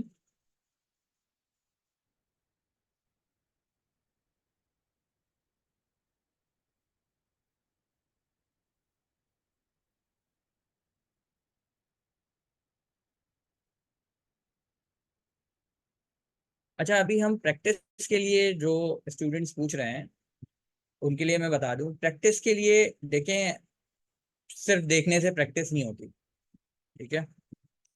ابھی جب ہم تھیوری سے آگے پریکٹیکل والے سیشن پر آئیں گے, کیونکہ میں ابھی پریکٹیکل سیشن پہ نہیں آیا ہوں اس لیے میں نے اس کی کوئی گائیڈنس دی نہیں ہے, لیکن جب ہم پریکٹیکل سیشن پر آئیں گے میں آپ کو کمپلیٹلی بتاؤں گا کہ کیا کیا چیز ریکوائرڈ ہے, ٹھیک ہے. کیونکہ یہ کوئی ایسی چیز نہیں ہے کہ آپ نے سن لی, ایون اگر آپ کو یاد بھی رہ گئی اس کے باوجود بھی آپ کمپلیٹلی یہ نہیں کہہ سکتے کہ مجھے یہ کام آتا ہے انٹل اور انلیس آپ اسے اپنے ہاتھ سے پرفارم نہ کر لو. پرفارم کرنا ضروری ہے اپنے ہاتھ سے, کیونکہ یہ کوئی ایسی چیز تو ہے نہیں کہ میں نے بتا دیا کہ کراپ ٹول ایسے کام کرتا ہے. لیٹس سے آپ گئے گھر پہ, آپ نے وہ شارٹ کٹ کی استعمال کیا, آپ کے پاس چل ہی نہیں رہا کراپ ٹول پہ والا شارٹ کٹ کی, اب آپ کیا کرو گے؟ کیونکہ آپ نے کبھی, جب آپ کے پاس سر اویلیبل تھے, آپ نے کبھی ٹرائی نہیں کیا. تو صرف موبائل پہ یا کسی بھی چیز پہ صرف پریکٹس, اکیلی جگہ پریکٹس کرنے سے ہو جائے گا تو اس کا آنسر آپ کو خود کر کے ہی ملے گا. اگر آپ کو لگتا ہے کہ آپ نے اتنا سیکھ لیا ہے کہ میں کسی ایک ڈیوائس پہ اس چیز کو پریکٹس کر کے اسے ماسٹر کر سکتا ہوں یا کر سکتی ہوں, تو اٹس اوکے, مجھے کوئی ایشو نہیں ہے. لیکن اگر آپ وہاں رکنا نہیں چاہتے تو آبویسلی آپ کو ہائر اینڈ ٹیکنالوجی یوز کرنی ہی پڑے گی ود دا ٹائم. ٹھیک ہے سر, میٹنگ یہ اینڈ ہو جاتی ہے تو ہم دوسری شروع کر لیں گے, کوئی مسئلہ نہیں.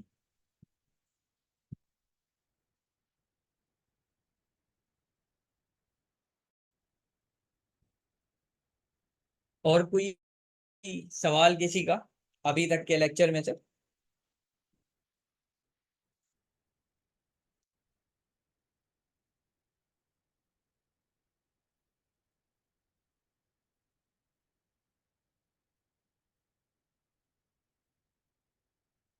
جب سب کو سب سمجھ آ رہا ہے اس کا, ٹھیک ہے. تو ہم نے ابھی تک کیا کیا سمجھ لیا؟ ہم نے VCD سمجھ لیا, ہم نے ڈیزائن سمجھ لیا. ایک ورڈ رہ گیا ابھی تک ہم نے جس کے بارے میں ڈسکشن نہیں کی, وہ تھا گرافکس, ٹھیک ہے. اب گرافکس کیا چیز ہوتی ہے؟ ابھی ہم نے تھوڑی دیر پہلے ڈسکشن کیا ہے اسپیکٹرم.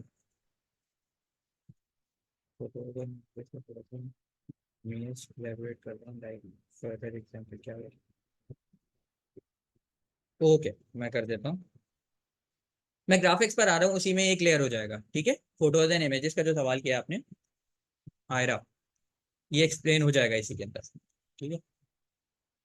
اب گرافکس کیا کانٹینٹ ہے میرے پاس, کیا چیز ہے, پہلے تو مجھے پتا ہونا چاہیے نا گرافکس ہے کیا. ہم نے ابھی تھوڑی دیر پہلے ایک اسپیکٹرم ڈسکس کیا تھا جس میں ایک فنکشنل سائٹ تھی اور اسٹیٹک سائٹ تھی.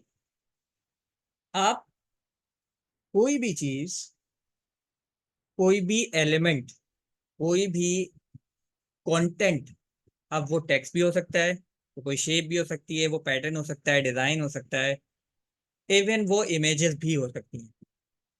ہر وہ ایلیمنٹ جو VCD میں ہر وہ ایلیمنٹ جو VCD میں استعمال ہوا ہے وہ ایلیمنٹ آپ کا گرافک ہے. کیوں گرافک ہے؟ گرافک ہے کیا؟ گرافک وہ پارٹس ہیں جن کے ذریعے سے میں اپنی ڈیزائن کو ایکسپریس کرتا ہوں, ٹھیک ہے. وہ تمام چیزیں, اب چاہے میں ٹیکسٹ استعمال کر رہا ہوں اپنے ڈیزائن کو ایکسپلین کرنے کے لیے, چاہے میں شیپس, پیٹرنز, لائنز, فوٹوز, کسی بھی طرح کی کوئی بھی VCD ایلیمنٹ کو استعمال کر رہا ہوں, وہ تمام ایلیمنٹس میرے لیے میرے ڈیزائن کے اندر گرافکس کی اہمیت, ٹھیک ہے. وہ کانٹینٹ جو ایکچوئل, اب یہ ایٹامک لیول کی بات آ گئی نا, ٹھیک ہے. ہم اس کو ڈس انٹیگریٹ کرتے کرتے یہاں تک پہنچ گئے کہ اب ہم اس سنگل کمپوننٹ پہ پہنچ گئے جس سے ڈیزائن کریٹ ہوتا ہے. تو وہ سنگل کمپوننٹس کیا کیا ہے, میں ڈیزائن کے اندر کیا کیا استعمال کر لیتا ہوں؟ یا تو میں ٹیکسٹ استعمال کرتا ہوں, یا میں شیپ, پیٹرن, لائنز استعمال کرتا ہوں, میں فوٹوز, امیجز استعمال کرتا ہوں. ایک اور چیز میں استعمال کرتا ہوں جو کہ ہوتا ہے کلر اسپیکٹرم, ٹھیک ہے. کلر اسپیکٹرم میرے پاس ایک الگ ٹاپک ہے, لیکن وہ ڈیزائن کا پارٹ ہوتا ہے, ٹھیک ہے. کلر اسکیم سمجھنا میرے ڈیزائن کے لیے ایک اور بہت امپورٹنٹ کی ہے, لیکن وہ ہم تب پڑھیں گے جب ہم اس کلر اسکیم والے اسٹیپ تک پہنچیں گے. ابھی ہمیں کلر اسکیم کی ضرورت نہیں ہے. تو ابھی تک میرے ڈیزائن ہونے کے لیے کیا کیا کمپوننٹس میرے پاس موجود ہیں؟ ٹائپوگرافی, یعنی کوئی بھی text content, shapes, line, patterns, कुछ भी तीनों में से, या फिर फोटोज और इमेजेस। ये सारे कंटेंट मेरे डिजाइन के अंदर ग्राफिक्स की अहमियत है। ठीक है, तो ग्राफिक वो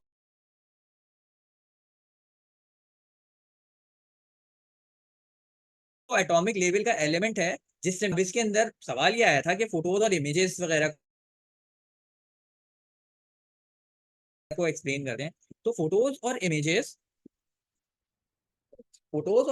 मेरे पास हर वो, ठीक है सर, ये खुद ही डिस्कनेक्ट हो जाएगी तो हम नेक्स्ट पे ज्वाइन कर लेंगे, आप लिंक ग्रुप में शेयर कर दीजिएगा तब तक। फोटोज या इमेजेस मेरे पास हर वो फोटो और इमेज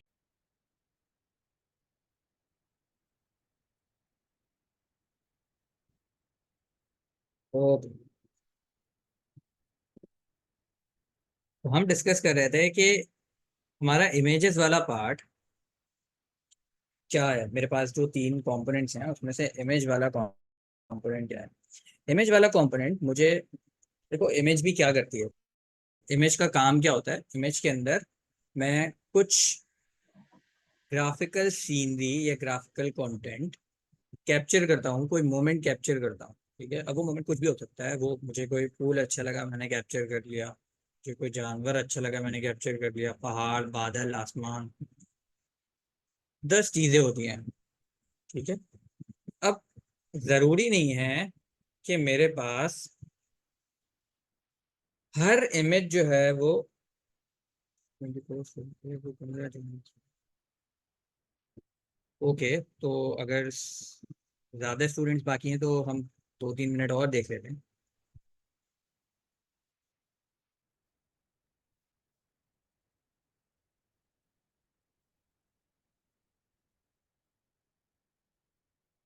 सर आप ग्रुप में देख लें बच्चों को, अगर कोई चैलेंज आ रहा है तो, क्योंकि सिर्फ 15 ही स्टूडेंट्स ने ज्वाइन किया है।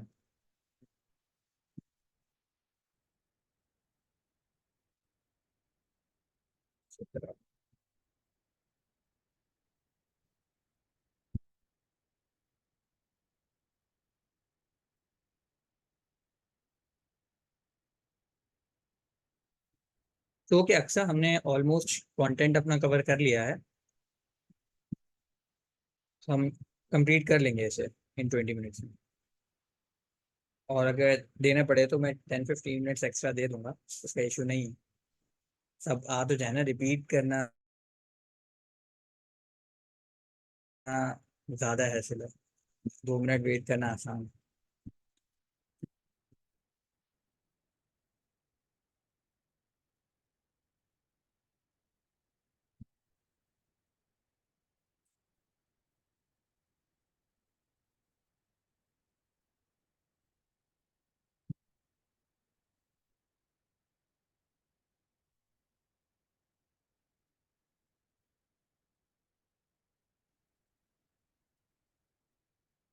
ओके ओके ओके, हम शुरू करते हैं।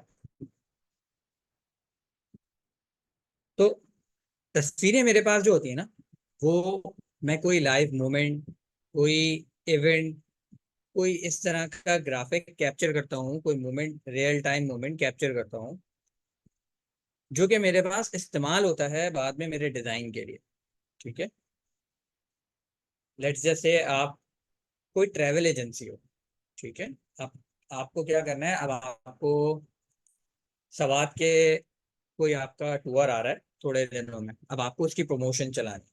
ठीक है, आपने एक डिजाइन बनाया जिसके अंदर आपने टेक्स्ट इस्तेमाल किया, जिसके अंदर आपने अच्छे कलर्स इस्तेमाल किए, आपने प्रॉपर बैलेंस के साथ उस पोस्ट को जनरेट किया।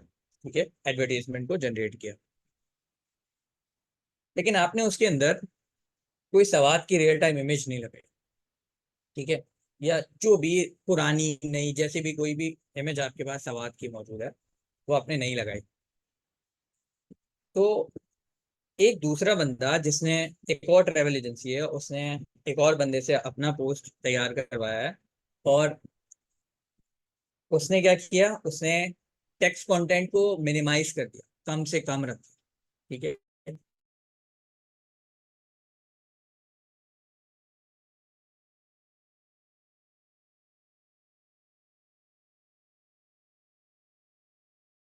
ٹو دا پوائنٹ کچھ پوائنٹس میں باتیں لکھی, سوات کی کوئی تصویر بھی پہاڑوں کی, یہ استعمال کی.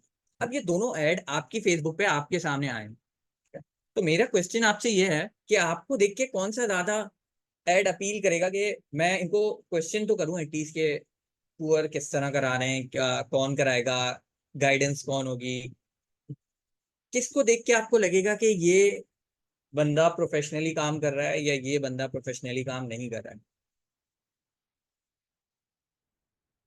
سر جس نے ڈیٹیلنگ دی بھی ہوگی.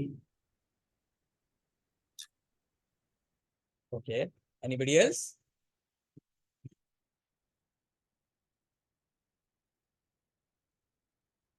یو ایکسپلین, ٹھیک ہے.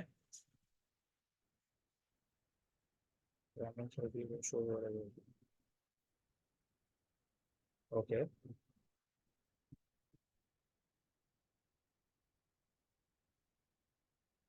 اور کوئی آنسرس کرے؟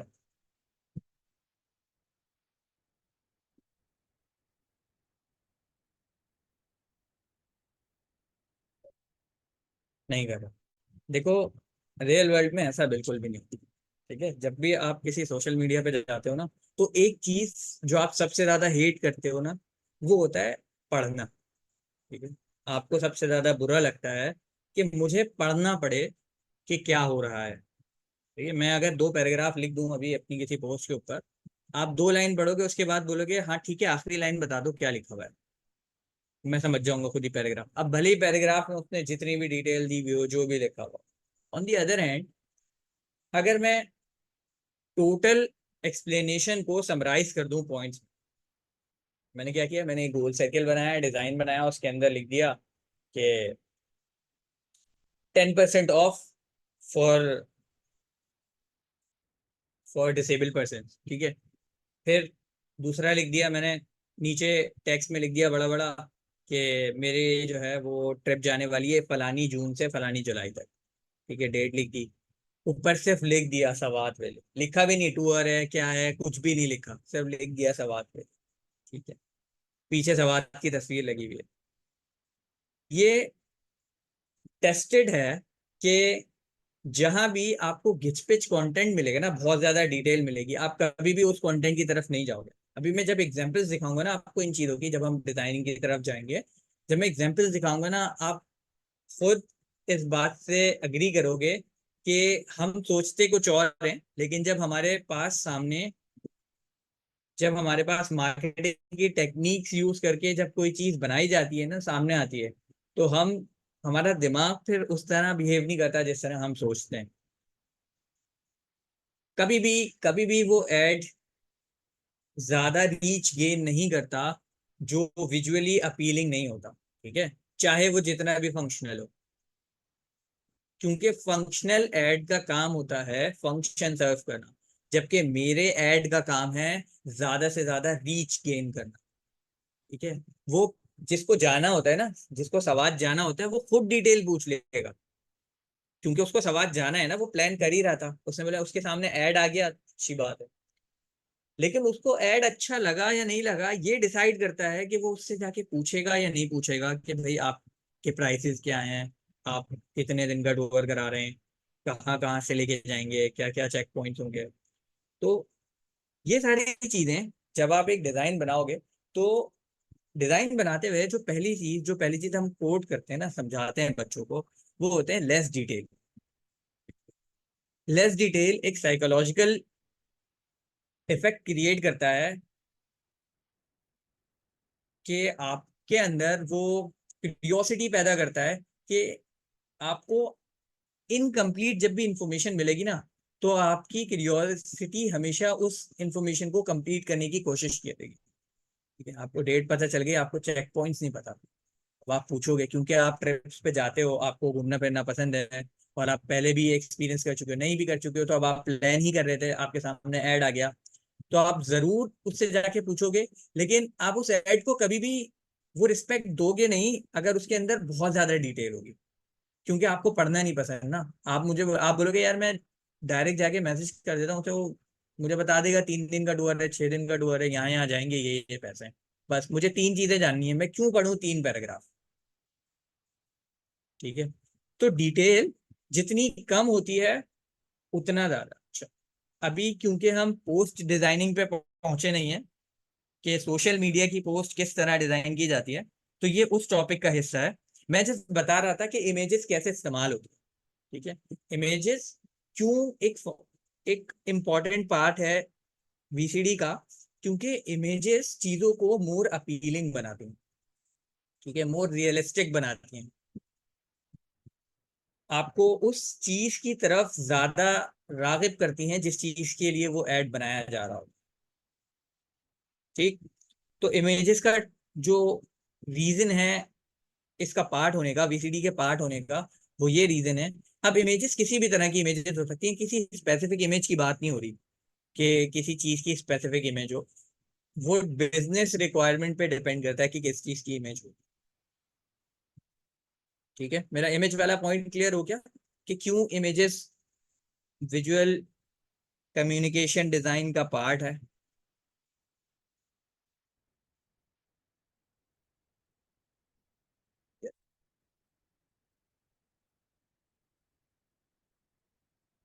اب ڈیزائن پتہ لگ گیا, گرافک ڈیزائن پتہ لگ گیا.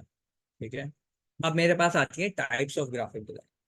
گرافک ڈیزائن کن کن ٹائپس کے کانٹینٹ کو جنریٹ کرنے کے لیے بنایا جاتا ہے, استعمال کیا جاتا ہے. ٹھیک ہے, گرافک ڈیزائن ڈفرینٹ ٹائپ کے کانٹینٹس کو جنریٹ کرنے کے لیے استعمال کیا جاتا ہے, جن میں سے ایک ابھی ہم نے ڈسکشن کی, ایڈورٹیزمنٹ ڈیزائننگ. ٹھیک ہے, ایڈ ڈیزائن. اب ایڈ ڈیزائن کے اندر بھی میرے پاس ڈفرینٹ کیٹیگریز آ جاتی ہیں. کچھ ایڈز ایسے ہوتے ہیں جو میں نے پرنٹ کرانے ہوتے ہیں. ٹھیک ہے, ہم اشتہار دیکھتے ہیں نا آتے جاتے چلتے ہوئے, ہر دکان نے اپنے اوپر اپنی دکان کے اوپر اپنا بورڈ لگایا ہوا ہوتا ہے. ٹھیک, کچھ پرنٹ والے ہوتے ہیں, کچھ نہیں ہوتے. کچھ ایڈورٹیزمنٹ ہوتی ہیں, ہم ریسٹورینٹس میں جاتے ہیں, مینیوز رکھے ہوتے ہیں ہمارے سامنے, وہ بھی تو کسی نے ڈیزائن کیے ہیں نا. یہ سارا میڈیا ہوتا ہے پرنٹ میڈیا. ٹھیک ہے, نیوز پیپر ڈیزائن ہوتا ہے, نیوز پیپر کا اسٹرکچر ڈیزائن ہوتا ہے, حالانکہ صرف ٹیکسٹ اور لائنز ہوتی ہیں. وہ لائنز والے سیکشن میں ہم پڑھیں گے کہ کس طرح سے وہ ڈیزائن کیا جاتا ہے. تو یہ سارا پرنٹ میڈیا کے اندر آتا ہے. پھر ایک میڈیا ہوتا ہے میرے پاس ہولڈنگ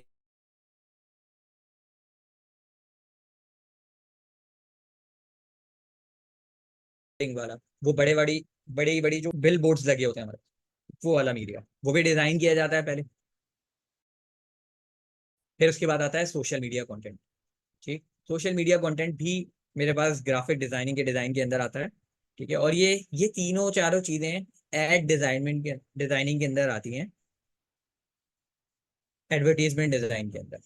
ٹھیک, پھر دوسری چیز جو میری گرافک ڈیزائننگ کی برانچ کے اندر آتی ہے وہ ہے لوگو ڈیزائننگ. ٹھیک ہے, یا پھر آئیڈینٹی ڈیزائن. لوگو ڈیزائن اور آئیڈینٹی ڈیزائن بیسیکلی سیم چیز ہے, جس میں آپ کمپنی کی ریکوائرمنٹ کی بیسس پہ اسے اس کی ایک ایسا ڈیزائن سمبل تیار کر کے دیتے ہیں جو اس کی کمپنی کو ریپرزینٹ کرتا ہے. ٹھیک ہے, یہ بھی آپ کی گرافک ڈیزائننگ کے برانچ کے اندر آتا ہے. پھر آتے ہیں آپ کے پاس پیکیجز ڈیزائننگ. ٹھیک ہے, یہ جتنے بھی پیکیجز ہوتے ہیں یہ سب پہلے ڈیزائن ہوتے ہیں, پیپر پہ پرنٹ گتے پہ پرنٹ ہونے سے پہلے یہ سب ڈیزائن ہوتے ہیں. جیسے آپ کے ٹیشو پیپر کا باکس ہے, وہ بھی پہلے کہیں ڈیزائن ہوا ہے. آپ کے لیپ ٹاپ کا ڈبہ ہے, وہ بھی پہلے کہیں ڈیزائن ہوا ہے. پیکیجنگ ہے نا یہ ساری چیزیں. آپ کسی بڑے ریسٹورینٹ سے کچھ کھانے جاتے ہیں تو ٹیک اوے کے لیے انہوں نے اپنے پرنٹڈ شاپرز رکھے ہوئے ہوتے ہیں. یہ ساری ڈیزائننگ بھی گرافک ڈیزائننگ کے اندر آتی ہے.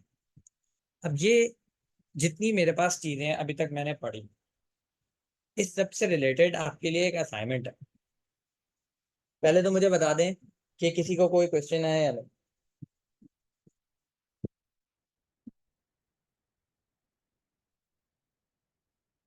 اگر کوشچن ہے تو کر لیں, ورنہ پھر ہم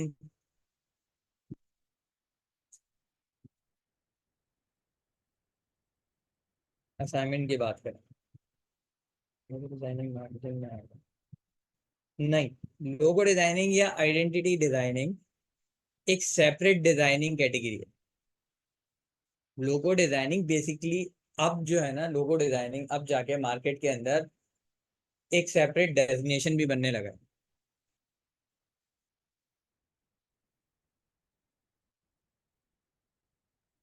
सर डिफरेंस इन एडवर्टाइजमेंट और मार्केटिंग. एक मिनट बेटा दाम, एक मिनट, मैं क्वेश्चन पढ़ रहा हूँ. I mean, if there is any difference in advertisement or marketing. नहीं, एडवर्टाइजमेंट और मार्केटिंग में कोई डिफरेंस नहीं होता, लेकिन लोगो डिजाइनिंग एडवर्टाइजमेंट नहीं होती. लोगो बेसिकली आइडेंटिटी होता है, और एडवर्टीजमेंट पे आइडेंटिटीज यूज की जाती हैं. आइडेंटिटीज एडवर्टीजमेंट नहीं होती. ये आइडेंटिटीज जो हैं वो अपनी डिफरेंट प्रोडक्ट्स सेल करती हैं. ठीक है, अब मैं हूँ हदीर. हदीर टीचिंग भी करता है, हदीर डेवलपमेंट भी करता है, हदीर ग्राफिक डिजाइनिंग भी करता है. हदीर के पास डिफरेंट स्किल्स हैं, 3-4. हदीर वो काम करता है.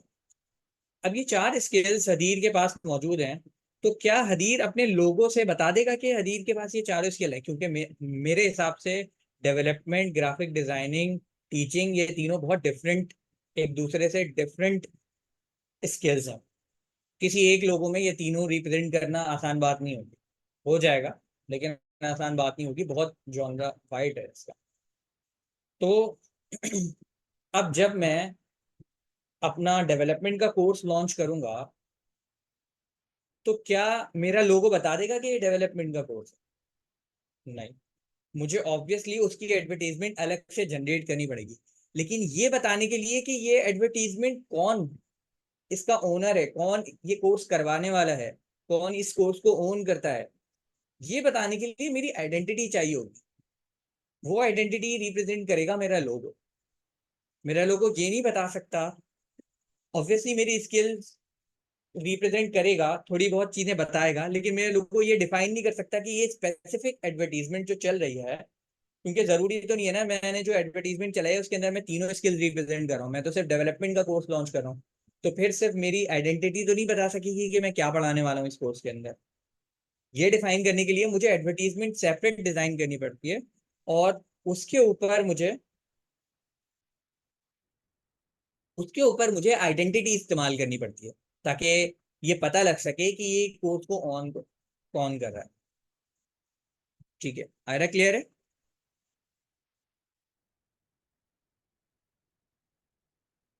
ठीक है, वर्दा एक मिनट पहले जैन का क्वेश्चन लेना. जैन, यस, क्या कह रहे थे आप? सर ये इसमें ग्राफिक डिजाइनिंग में ये कॉपी राइटिंग का क्या वो है सर? देखो, कॉपी राइटिंग ना कंटेंट क्रिएटिंग के जॉनरा के अंदर आता है, लेकिन कंटेंट क्रिएशन के अंदर तमाम चीजें डिजाइनिंग नहीं होती. ठीक है, जो भी कंटेंट क्रिएटिंग का आपका जॉनरा है ना, ये इसके ऊपर जो मैंने वीसीडी वाली बात बताई ना, वीसीडी वाली बात से ऊपर जो हिरारकी में प्लेसमेंट आती है, वो प्लेसमेंट आती है कंटेंट क्रिएशन. ठीक है, अब कंटेंट मल्टीपल टाइप का हो सकता है ना, कि मैंने कोई कंटेंट जनरेट किया, कोई टेक्स्ट लिख के दिया. ठीक है, मेरी वेबसाइट है, वेबसाइट पे कंटेंट लिखना होता है ना, मुझे जगह जगह पे मुझे अपनी एक्सप्लेनेशन लिखनी होती है कि मैं ये काम करता हूँ, मेरी टीम की ये स्पेशलिटी है, हमारे साथ ये कंपनीज काम कर चुकी हैं, डिफरेंट सेक्शंस होते हैं, उसका कंटेंट लिखना होता है. अब ये कंटेंट लिखना कभी भी ग्राफिक डिजाइनिंग के अंदर नहीं आता. कंटेंट क्रिएशन है, क्योंकि ग्राफिक डिजाइनिंग भी कंटेंट क्रिएशन है, और वो कंटेंट, टेक्स्ट कंटेंट लिखना भी कंटेंट क्रिएशन है.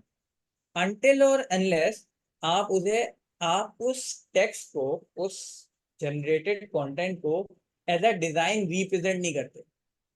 अगर आप उस टेक्स्ट को एज अ टेक्स्ट रिप्रेजेंट करने वाले हो कि भाई मैंने ये कंटेंट लिखा है, टेक्स्ट जो क्या करेगा, मेरी वेबसाइट को एक्सप्लेन करेगा, तो ये ग्राफिक डिजाइन नहीं हुआ. ठीक है, ये ग्राफिक डिजाइन कब होगा? जब मैं उसको एज अ पोस्ट बना के, एज अ कंटेंट को एज अ ग्राफिकल कंटेंट बना के रिप्रेजेंट करूंगा कि भाई मेरे पास ये चीजें मौजूद. ठीक है ठीक है, सर। तो जो बिल बोर्ड पे टेक्स्ट लिखा होता है ना, वो ग्राफिक डिजाइन होता है. ठीक है? और सेम टेक्स्ट जो उनकी वेबसाइट की एक्सप्लेनेशन में लिखा है ना, वो कंटेंट है, वो वेबसाइट का कंटेंट है. Okay sir. ठीक है, तो ठीक है डिपेंड करता है वो टेक्स्ट इस्तेमाल कहाँ हो रहा है, तो वो ग्राफिक की कैटेगरी में आएगा या नहीं आएगा. ओके, ठीक है सर, सही जज़ाकल्लाह। इस वीक हमारे एग्जाम्स खत्म हो जाएंगे. چلیں سوچتے ہیں اس بار. اکثر میں نے ابھی تک اسائنمنٹ بتایا نہیں. اچھا وردہ کا کوشچن تھا سر آپ نے ایڈورٹیزمنٹ میں بل بورڈ کا کیا بتایا تھا. بل بورڈ کا کیا بتایا تھا؟ بل بورڈ کا یہی بتایا تھا کہ بل بورڈز اور ڈفرینٹ، میں نے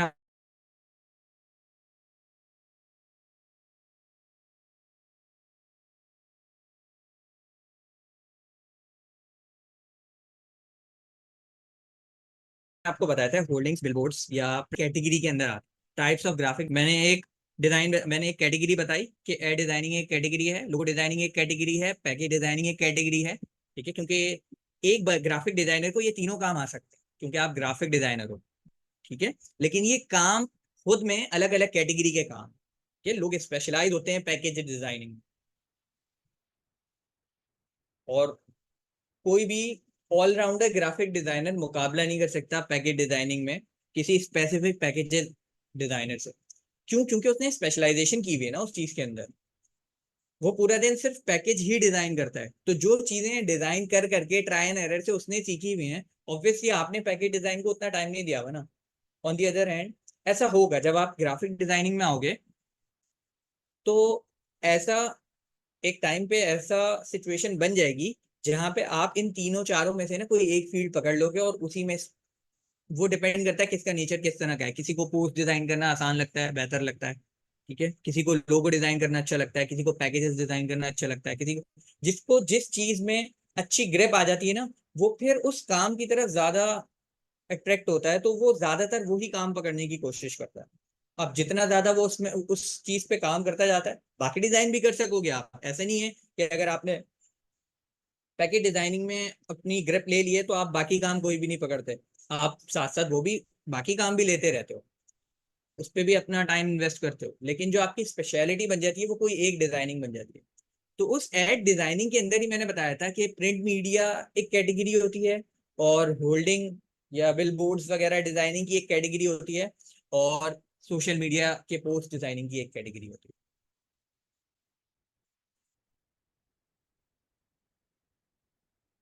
میں کلیئر کر دوں؟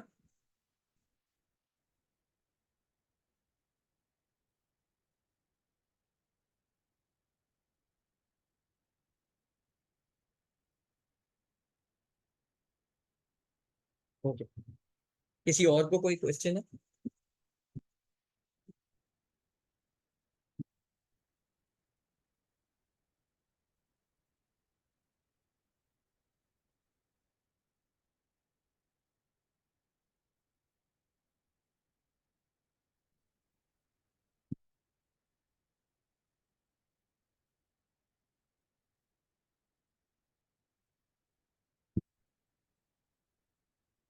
کیونکہ آپ لوگ ریکویسٹ کر رہے ہیں کہ اسائنمنٹ نیکسٹ ویک سے لیا جائے تو ہم اسائنمنٹ نیکسٹ ویک سے رکھ لیتے ہیں. تب تک ہماری کچھ تھیوری بھی زیادہ کور ہو جائے گی تو آسانی رہے گی اسائنمنٹ دینے میں بھی. ٹھیک ہے، اب ٹائم ویسے ہو گیا. جانے سے پہلے میں آپ سے ریکویسٹ کروں گا کہ جاتے جاتے جو بھی اسٹوڈنٹس ریمارکس کچھ دینا چاہیں کلاس کے ریگارڈنگ تو دے کے جائے کہ مجھے نیکسٹ کلاس میں سر یہ چیز بہتر کرنی چاہیے آپ کو. سر آپ نے سر بہت اچھا پڑھایا سر، بہت اچھے سے سمجھ آیا سر. Thank you Zain, thank you. وہ تو ٹھیک ہے، مجھے پتا ہے میں اچھا پڑھاتا ہوں، لیکن پھر بھی کچھ تو ہر بندے کے اندر کچھ خامیاں ہوتی ہیں. تو اگر آپ کو کچھ ایسا لگا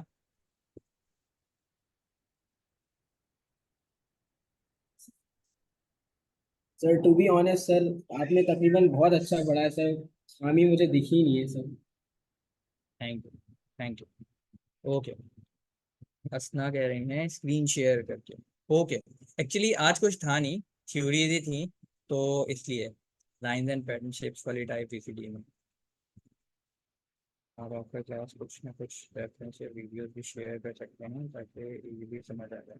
اچھا، یہ لائنس پیٹرن شیپ یہ ہماری نیکسٹ کلاس کے ٹاپکس ہیں. آپ لوگ اس چیز سے پریشان نہیں ہو کہ سر نے بول دیا لائنز استعمال ہوتی ہیں، ڈاٹڈ ہوتی ہیں اور بولڈ ہوتی ہیں اور کہاں استعمال ہوتی ہیں. یہ سب ہمارے نیکسٹ کلاس کے ٹاپکس ہیں، تو میں یہ ایکسپلین کرنے والا ہوں یہ نیکسٹ کلاس میں نا، تو سر اس چیز سے سر بے فکر لاسٹ ہو جائیں. کوشچن ہے سر میرا. جی جی. سر ہم صرف پینٹ پہ ہی کام کر سکتے ہیں یا آپ کوئی سافٹ ویئر بتائیں گے جس میں ہمیں کام کرنا ہے؟ نہ پین پہ کچھ بھی نہیں ہوتا، یہ تو میں نے مذاق میں کھولا تھا صرف ایکسپلین کرنے کے لیے. آپ ہم ڈفرینٹ سافٹ ویئر پہ کام کریں گے، لیکن میں کسی بھی اسٹوڈنٹ کو ایکچولی اب کیا ہو گیا ہے، اب کمپٹیشن نا بہت زیادہ ہے. ٹائپوگرافی پڑھنا ہوگا نا. یس الشپا، ٹائپوگرافی کے لیے آپ لوگ گون سے کل کوشچنز ہو سکتے ہیں، ٹھیک ہے، کیونکہ میں نے کہا ہے کہ آپ کو پتا ہونا چاہیے اب کہ ٹائپوگرافی، اگر میں نے ورڈ یوز کیا ہے تو ٹائپوگرافی کیا ہوتی ہے. بس پڑھ لینا کہ کیا ہوتی ہے. میں یہ نہیں کہہ رہا کہ ڈیٹیل مجھے سمجھانے بیٹھ جانا کہ ٹائپوگرافی کیا ہوتی ہے، کیسے ہوتی ہے، کیوں کرتے ہیں، کہاں استعمال ہوتی ہے. یہ ساری چیزیں نہیں بھی پتا ہوں، پر یہ پتا ہونا ضروری ہے کہ ٹائپوگرافی یہ ہوتی ہے، اس طرح سے اس کی کچھ ڈیٹیلز ہیں. ٹھیک ہے. ہاں زین، کچھ بات کر رہے تھے ہم. جی سر. سر اگر آپ سافٹ ویئر بتا دیں گے جس میں ہم کام سافٹ کریں ویئر گے، پہلے سافٹ سے ہی ویئر پریپیئر رہیں گے. ہاں میں یہ بتا رہا تھا کہ انڈسٹری وائڈ جو ہے نا اس وقت کمپٹیشن بہت زیادہ ہے. ہوتا کیا ہے کہ موسٹلی لوگ کیا کہتے ہیں کہ فوٹو شاپ سکھا دو، سمجھو گرافک ڈیزائنر بن گئے. اب اگر ہم دیکھیں کمپٹیشن کے حساب سے تو ٹھیک بھی ہے بات، کیونکہ ٹولز نا جیسے جو ٹولز فوٹو شاپ پرووائڈ کرتا ہے اس میں پینٹ برش ہے یا کراپ ٹول ہے یا ہینڈ ٹول ہے، یہ جو بھی ٹولز ہیں پریٹی مچ سارے سافٹ ویئر وہی ٹول پرووائڈ کرتے ہیں، ڈفرینٹ نام سے یا ڈفرینٹ آئکن سے. تقریباً سب کا کام سیم ہی ہے. تو بجائے اس کے کہ میں کوئی سافٹ ویئر سکھاؤں، میں پریفر کرتا ہوں کہ میں بچوں کو کام کرنا سکھا دوں. ٹھیک ہے. میں نے آج تک کوئی student soft where specific train نہیں کیا، نہ ہی میں آپ میں سے کسی کو کرنے والا ہوں، اور نہ ہی آپ لوگ مجھ پہ ڈیپینڈنٹ ہوں گے at the end of this session کے آگے لرن کیسے کرنا ہے. ٹھیک ہے. یہ پہلے کلاس سے ہی اسائنمنٹ دینے کا ریزن یہی ہے کہ آپ کو بتا سکوں، سمجھا سکوں کہ بھائی چیزیں خود سے لرن کر سکتے ہیں. ہم کوئی میں تو خیر نہیں ہوں، آپ بھی کوئی چھوٹے بچے تھوڑی ہیں، آپ سب ماشاءاللہ یونیورسٹی اسٹوڈنٹس ہیں. تو سیلف لرننگ والا فیکٹر نا آپ کے اندر ہونا چاہیے کہ اب ایک چیز میں لرن کر رہا ہوں تو اگر مجھے اس سے فائدہ اٹھانا ہے تو کیوں نہ اس میں تھوڑا سا ٹائم انویسٹ کر کے، جبکہ میرے پاس ابھی ٹائم ہے، ابھی آپ کے یونیورسٹی کے جو ایئر چل رہے ہیں اس دوران میں آپ نے کر لیا تو کر لیا، کیونکہ ایک بار آپ پروفیشنل لائف میں اتر گئے تو پھر لرننگ بہت مشکل ہو جاتی ہے. پھر آپ صرف وہی لرن کر پاتے ہو جو چیزیں آپ کو جو ہے کام میں استعمال ہو رہی ہوتی ہیں، مطلب آپ کے ورک اسپیس میں جو استعمال ہو رہی ہوتی ہیں. جب ہم اسائنمنٹ والے سیکشن پہ پہنچیں گے تب میں بتاؤں گا کہ لیپ ٹاپ سے کرنا ہے یا کہاں سے کرنا ہے.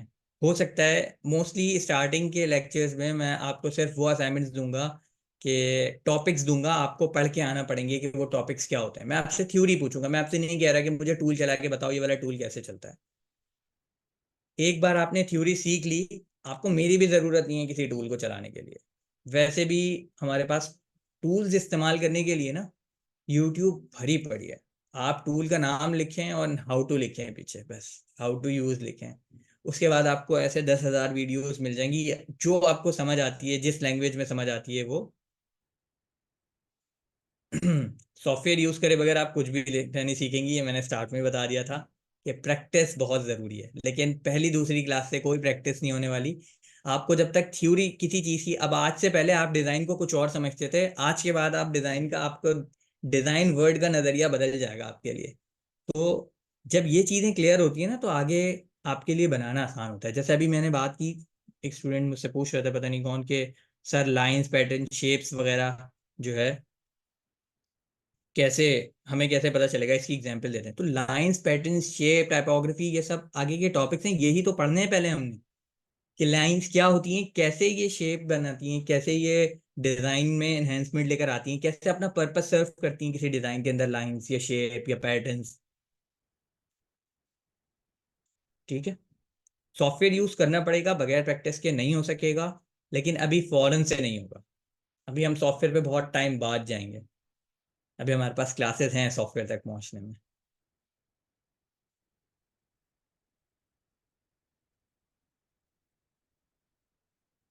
سافٹ ویئر میں نے آپ کو بتایا کہ یوٹیوب پہ آپ لکھیں گی تو 10,000 ویڈیوز آ جائیں گی، لیکن جب آپ کچھ ڈیزائن کرنے بیٹھیں گی نا تو ہوگا نہیں. اس کی وجہ یہ ہے کہ یوٹیوب پہ آپ کی بیس نہیں بناتے, آپ کو یہ نہیں بتاتے کہ کوئی ڈیزائن کرنے کے لیے, کوئی سولوشن نکالنے کے لیے آپ کو یہ پتا ہونا ضروری ہے کہ آپ کرنے کیا والے ہیں, کیا چیز ہوتی ہے, کیسے استعمال ہوتی ہے.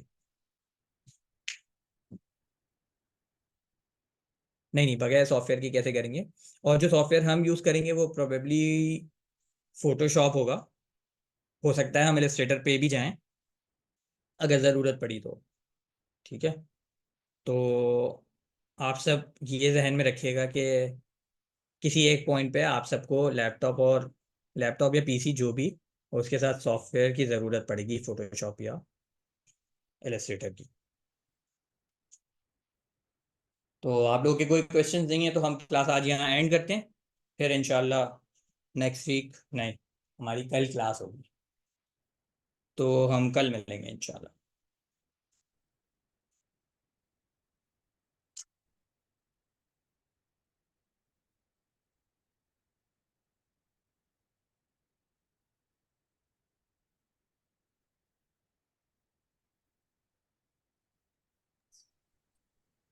سر ٹھیک ہے, بہت اچھی رہی کلاس ہماری سر. اللہ حافظ. اوکے, اللہ حافظ.